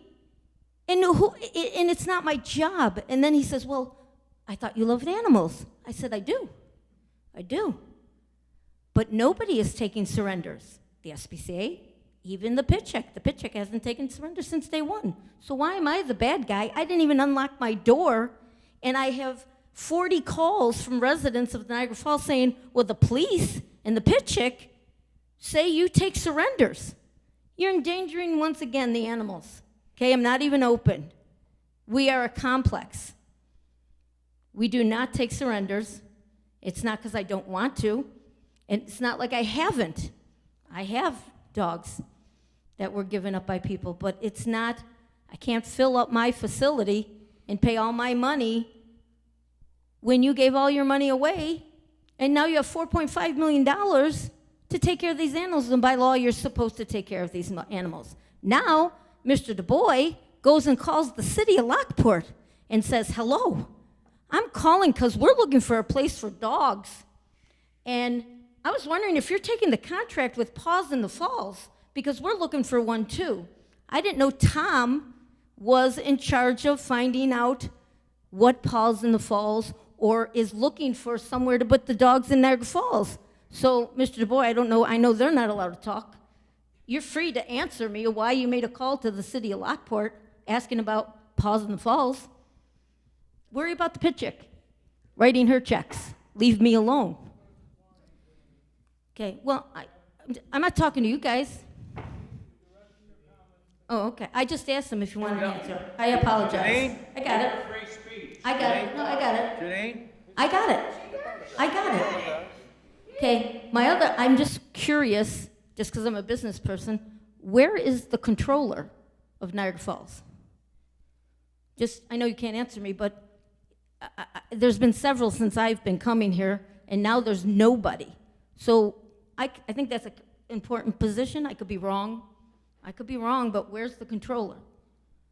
And you people are dumb. I'm not asking you. We're all dummies out here. But it's just a question. Maybe, I don't know. She lived in the town of Tonawanda. She lived near me, your controller, your last controller. I wonder, I know Mr. Perry wouldn't hire me, but I wonder if Niagara Falls would hire me for a position, even though I don't live in Niagara Falls. I'll start off, maybe doing the garbage or whatever, the water board, anywhere. I guess you don't have to live in Niagara Falls to have a job like that, so maybe I could be the controller. She lives not far from me, so maybe I'll apply. But again, Thanks, Janine. thank you. Our next speaker is Arlene Doss.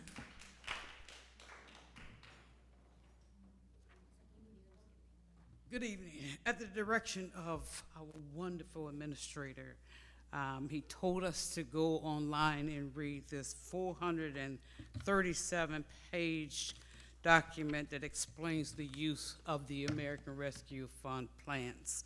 So, the Department of Treasury, 31 CFR Part 35, RIN 1505, AC 77, Coronavirus State and Local Fiscal Recovery Funds.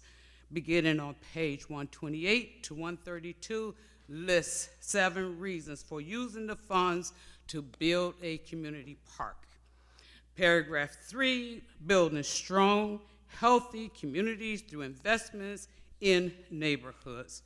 The final rule includes remuneration eligibility used as in disappropriated impacted communities for developing neighborhood features that promote improved health and safety outcomes, such as parks, green spaces, recreational facilities, sidewalks, pedestrian safety features like crosswalk. Resolution number 2021, July 1st, 2020, relative to approval of the acquisition of real estate owned by Brightfield Corporation, 1300 Beach Avenue in the city of Niagara Falls. 1300 Beach Avenue for the purpose and function of utilizing property as a city park. The city started budgeting that park in 2022.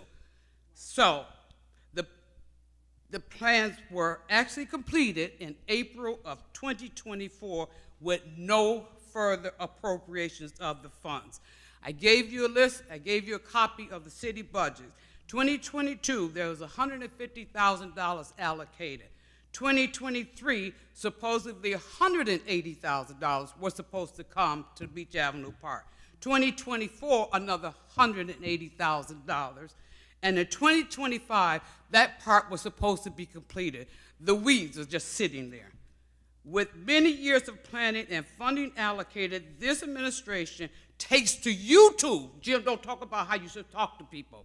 and suggest to the residents of the city of Niagara Falls that the Beach Avenue Park is an unknown project, and the city council member inquires, what project are we going to sacrifice to build the park, which she knows nothing about? She just got a memo in an email.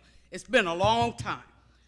Our question, what project did you or do you plan to use the funds projected for the Beach Avenue Park to implement? Contrary to what the corporate council suggests, it would take 6 weeks, because I did my research, for a contractor of parks to come out and begin that park, which everything is already completely in order. Now, further, the administration goes back on YouTube and announces that he was going to use $3 million of the Niagara River Greenway funds for, quote unquote, our parks, naming all parks except for the Beach Avenue Park. I assume, Jim, he thought that was going to make the people in this city happy, yet his actions were followed by many phone calls to me apologizing for what they felt as white individuals as an act of prejudice and discrimination. So, in the complete 437-page document, there was no reference to using the funds for an animal shelter. Further, to date, I understand there has been no reference to a feasibility study, community meeting, or petitions in support of building an animal shelter, yet there is $4.5 million set aside for that project. Shame on you. That's all I have to say.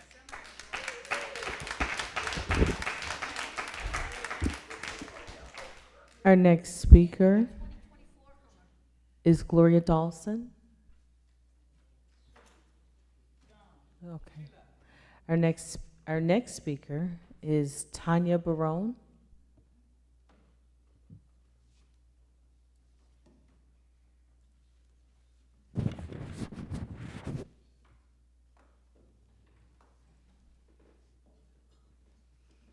Good evening. I'm going to add to tonight's questionable financial dealings.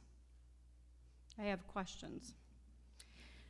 I have FOIL records from the city and reimbursements to the Pit Chick, a fence for $7,040, 3 payments for kennels of $13,000 on August 11th, 2023, $57,000 on August 22nd, 2023, $22,012.57 on April 18th, 24, and an outdoor kennel for $431.99 on August 23rd, 23.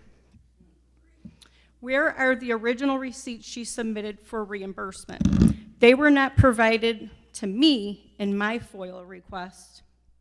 I am told this business owner was reimbursed for a fence she did not install and pay for herself, but this fence was installed behind the grooming business in Suite 1 by the prior tenant and business owner, who has the original receipt, I am told, for $7,000.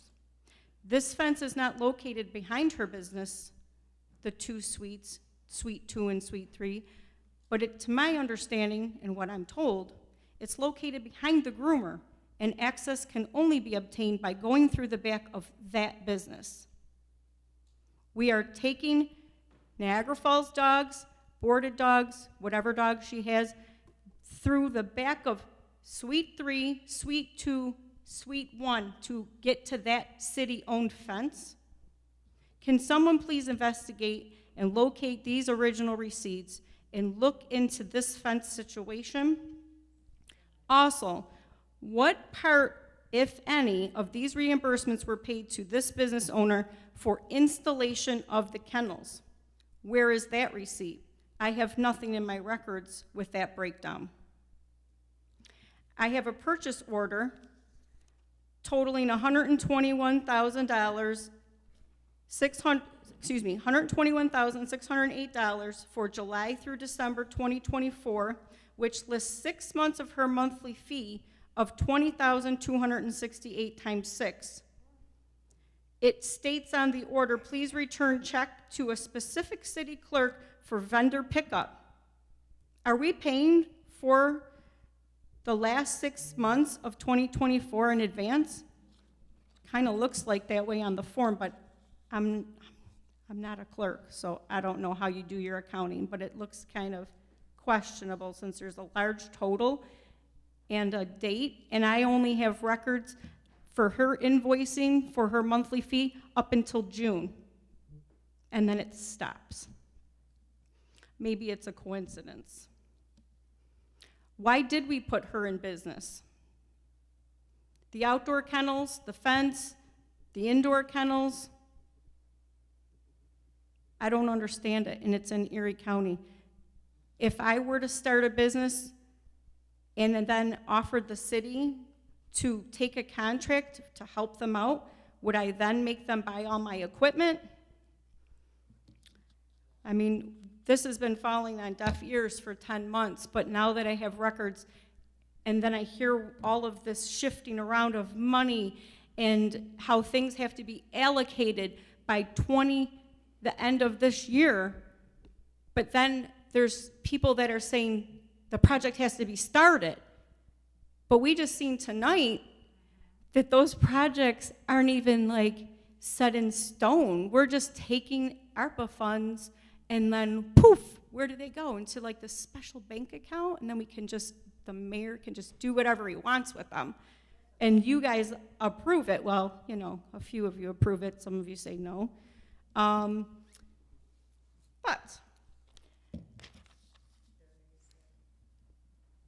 I would like to know why she's being reimbursed through 2 different accounts. One is a general fund, and what is this other Bob checking?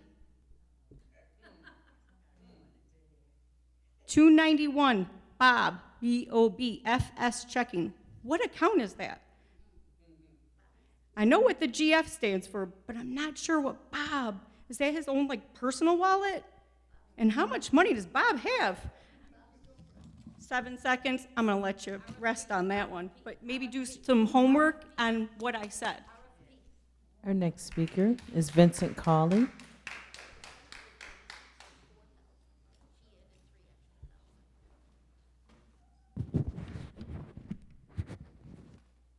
Thank you kindly. Vincent Cawley. So just to pick up right where we left off with that one, 3 letters, RFP. If we're asking about Lockport, we hear the numbers, we got this account that's just, money's being sloshed around. Where is the RFP to get this thing right? Man, this is ridiculous. So that's number one, just to right off the bat with that one. And number one, let's talk about this thing called budget neutrality, okay? Say for example, we got a lovely facility here called the casino, and you say, I'm gonna set aside $500 to give away to the casino. But on your way to the casino, you get knocked upside the head by a thief, and he takes that $500 and is gone. Your budget didn't change. That was a budget neutral move. But guess what? Your money got stolen. It didn't get spent on what you spent it for. You don't know what that thief is going to spend it for. You're out of $500. You could have won $1,000, $2,000, hit the jackpot at the casino, but somebody stole your money, but it was a budget neutral move. That's what we're talking about. It's where the money is going, because with that budget neutrality, there was an opportunity cost. If I don't spend the money here, I can't spend it over here where it's needed, but we're going to shift it over to here. Number 3, totally another different topic. Has there been testing on the Vincent Welch property? That's the property that's supposed to have solar panels. It's built ready. You know, when you think of this, it's supposed to be, it's supposed to be a brown field that we're just going to plop solar panels on. But is this a field that could be built for something else that has a better usage for it? Because that's my understanding, the way I read it. There hasn't been any testing, or if there has been testing, it hasn't been released. So what is the method behind that? Are we just going to give this nice property away for what? For solar panels? There's something else that could be done with that land, in my opinion. Something better, a higher usage. Somebody already mentioned about the $3 million to state parks, Hyde Park, but not all parks are included in that. Why not? I don't want to dwell on that. The Greenway Power Authority Waterkeeper projects. And lastly, the last two things I want to go with is local government controlling property downtown. We control houses that we can't manage. I'm pretty sure somebody behind me can go to a house that the city owns and they see weeds growing, they see bats coming out the belfry. They're like, why is the city owning properties, but yet we want to own property downtown? Doesn't make sense. And that goes back to number one, no to Centennial Park as it stands. We should not be in the animal business. We should not be developers. We should not be in the development business. Let somebody who knows what they're doing know how to do it, not the city. We can't manage a property, let alone property downtown where we should be developing that main street instead of trying to own it or someone else's property and take it in. Oops, we didn't develop it, but we still own it. Irresponsible, irredeemable, unacceptable. We should not be developers, and we should not be trying to tap into the city to develop financing.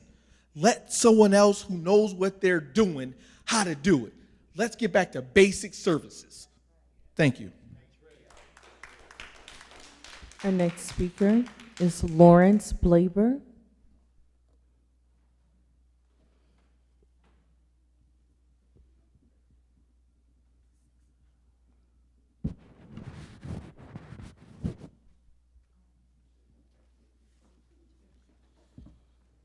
Good evening.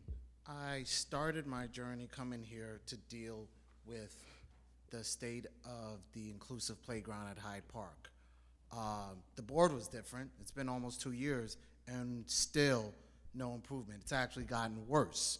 The swing has been removed. The walkway parts are missing. It's been 2 years of unsafe disrepair. We've had no response from the corporate council on the email that my wife sent for the name of the Americans with Disabilities Act representative to address this, because as an inclusive playground, it falls under the Americans with Disabilities Act. There's been no follow through from the Disability Task Force on meetings. Actually, when you called Independent Living of Niagara, they're like, oh yeah, we haven't done this in like 5 years, so let us get back to you. Nothing's happened. So yet again, whatever legal need was made to create that agency or that department to avoid whatever trouble, you're just as wrong if you do not hold the meetings and do not follow through. It's just as liable as not having it. Because when people ask, what are the records for your meetings and what has been stated, you have none. So disabled people shouldn't have to wait years for safe access to equipment. We shouldn't have to wait for these supposed Greenway funds when it's covered by warranty. It's been covered by warranty. There's nothing stopping it except somebody has to call and say deliver it. They can't deliver it to my house. I know, I've tried talking to the guy. So you've got that. And as council members, right, Section 3.7 of the city charter gives you guys the power to investigate. I would like an investigation as to what is the holdup, because I don't understand. I've called, I've emailed Anthony Rustino, Fagan, and the mayor when Fagan was there. Since he's left, I've emailed Tompkins and Anthony Rustino. I've called Ken Tompkins 3 consecutive days, his office, told him I have this message. It's all set to go. No answer, nothing. The council has the power to investigate. Do we even know who's the ADA representative for the Disability Task Force? You can't make a 311 report to repair on the park or playground. There's no category for it. And the Parks Department page has no area to report a park issue. And furthermore, within the city charter, there's supposed to be a 9-member park committee headed up by the city administrator, which doesn't exist, and I'm sure it doesn't exist, because if it did exist, then all these shenanigans with the parks couldn't exist, because then you'd have meetings where people stating other needs for other parks. So all this funding games couldn't happen. So we've got that going on. And it just doesn't make sense that something so simple is being denied. And it's not a matter of money, it's just sheer will. It's like watching your kid walk by a mess on the floor and just say, I didn't put it there, My little brother put it there. It's literally that. And that's the most upsetting thing, because it's just, I don't care about you, Mr. Blaber. I don't care about your disabled kid. I don't care about what problems he has. This is not LaSalle. This is not DeVoe. So whatever's going on in your neck of the woods is your problem. And furthermore, I know for a fact that that $4.5 million is never going to come to Hyde Park. I know for a fact it won't, because that dog shelter will never pass parkland alienation. If you guys don't know, that's the point. They got out the money before the deadline came for the ARP funds, and then you can put it in the bank and then say, oh, we had this issue, and then you can shift it to something else that you deem prior or more important. And that's what I know you'll do. And again, my kid will still be waiting for a swing. It ain't going to the 4th district, baby, I can tell you that. Our last speaker is Ken Hamilton.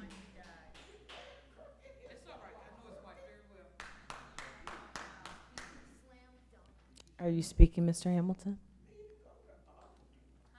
Yes, thank you very much. You're welcome.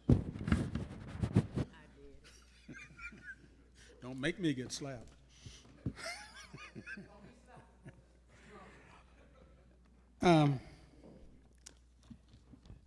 I want to speak on behalf of parks and allocations of money. And I'll tell you right now, as everyone knows, I am not in favor of spending money on parks, on property that can be put on the tax rolls and actually generate revenue.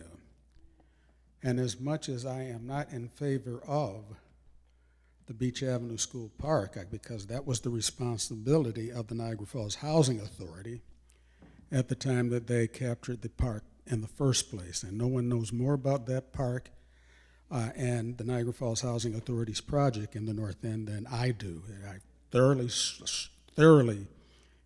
researched this thing. And on the other side of the equation, I'm really not, moreover, in favor of any money spent on Jane Park. Jane Park is only about 15% developed now, and it's just a great big giant lawn. The business of the city council is to generate tax base through your policies so that we have the taxes that are necessary in order to sustain the entire city. And when we look at Jane Park, what's happening there is that the people that live in that neighborhood really don't need a park. They go on very nice vacations. In the meantime, well, the argument can be made that the North End does need one because of the failure of the Niagara Falls Housing Authority. Abraham Lincoln, and I'm saying this, and Abe Lincoln was one of my favorite people, that he says, I do not believe in black equality, nor do I believe in white superiority. In other words, I don't believe in the park in the North End, and I certainly don't believe in the Jane Park improvements or any of those improvements. Jane Park is if we're going to build tax base in the city of Niagara Falls, Jane Park, you could put in the vacant space that they have in that park that's totally underutilized, you could put in 400, 500, 600,000 homes there easily and create tax base, because that's what your job is, tax base. On the other end, on the North End, we start to look at, well, what can be placed in the property there, and that is in zone for industry. Unless we begin to understand what it is that we're supposed to be doing with the assets that we have in the city of Niagara Falls, we're never going to afford to live here nor attract other people who are a lot smarter than what we are to come to Niagara Falls and to do business here. It is, but above everything, going back to Lincoln, I don't believe in black equality, nor do I believe in white superiority. I also don't believe that we're doing the right things about a lot of things in the city. And when we start to really begin to look at it, is we have to know and understand what it is that we're trying to do in the end. It is not to provide things for the citizenry other than the very necessary things, but it is to build a city, whereas where the city was initially built is that there were people who were making enough money in their own industries so that the citizen itself was working and could go out and through community chest, like what the first community center was made from back in the 1940s, and develop these properties or develop these amenities themselves out of their pocket. I know this because before the center closed, the Niagara Community Center closed, there were 11 people who were contributors out of their pocket on a weekly basis that supported that community center. And I know that because I was one of those people, and I got a certificate, an award or something for that. We invest in poverty and in poor, in real estate investments and the returns on that in this city, and we think that we're doing a great job in so doing it. Now, I understand that at least one of the council people live on Cayuga Island, and that if you can't vote to take away a park in the North End and then have that money go to the wealthiest place in the city of Niagara Falls, and that's that one bridge island that's called Cayuga Island.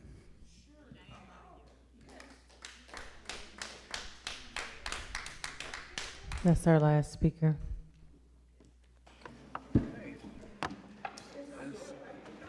8:33, the meeting's adjourned.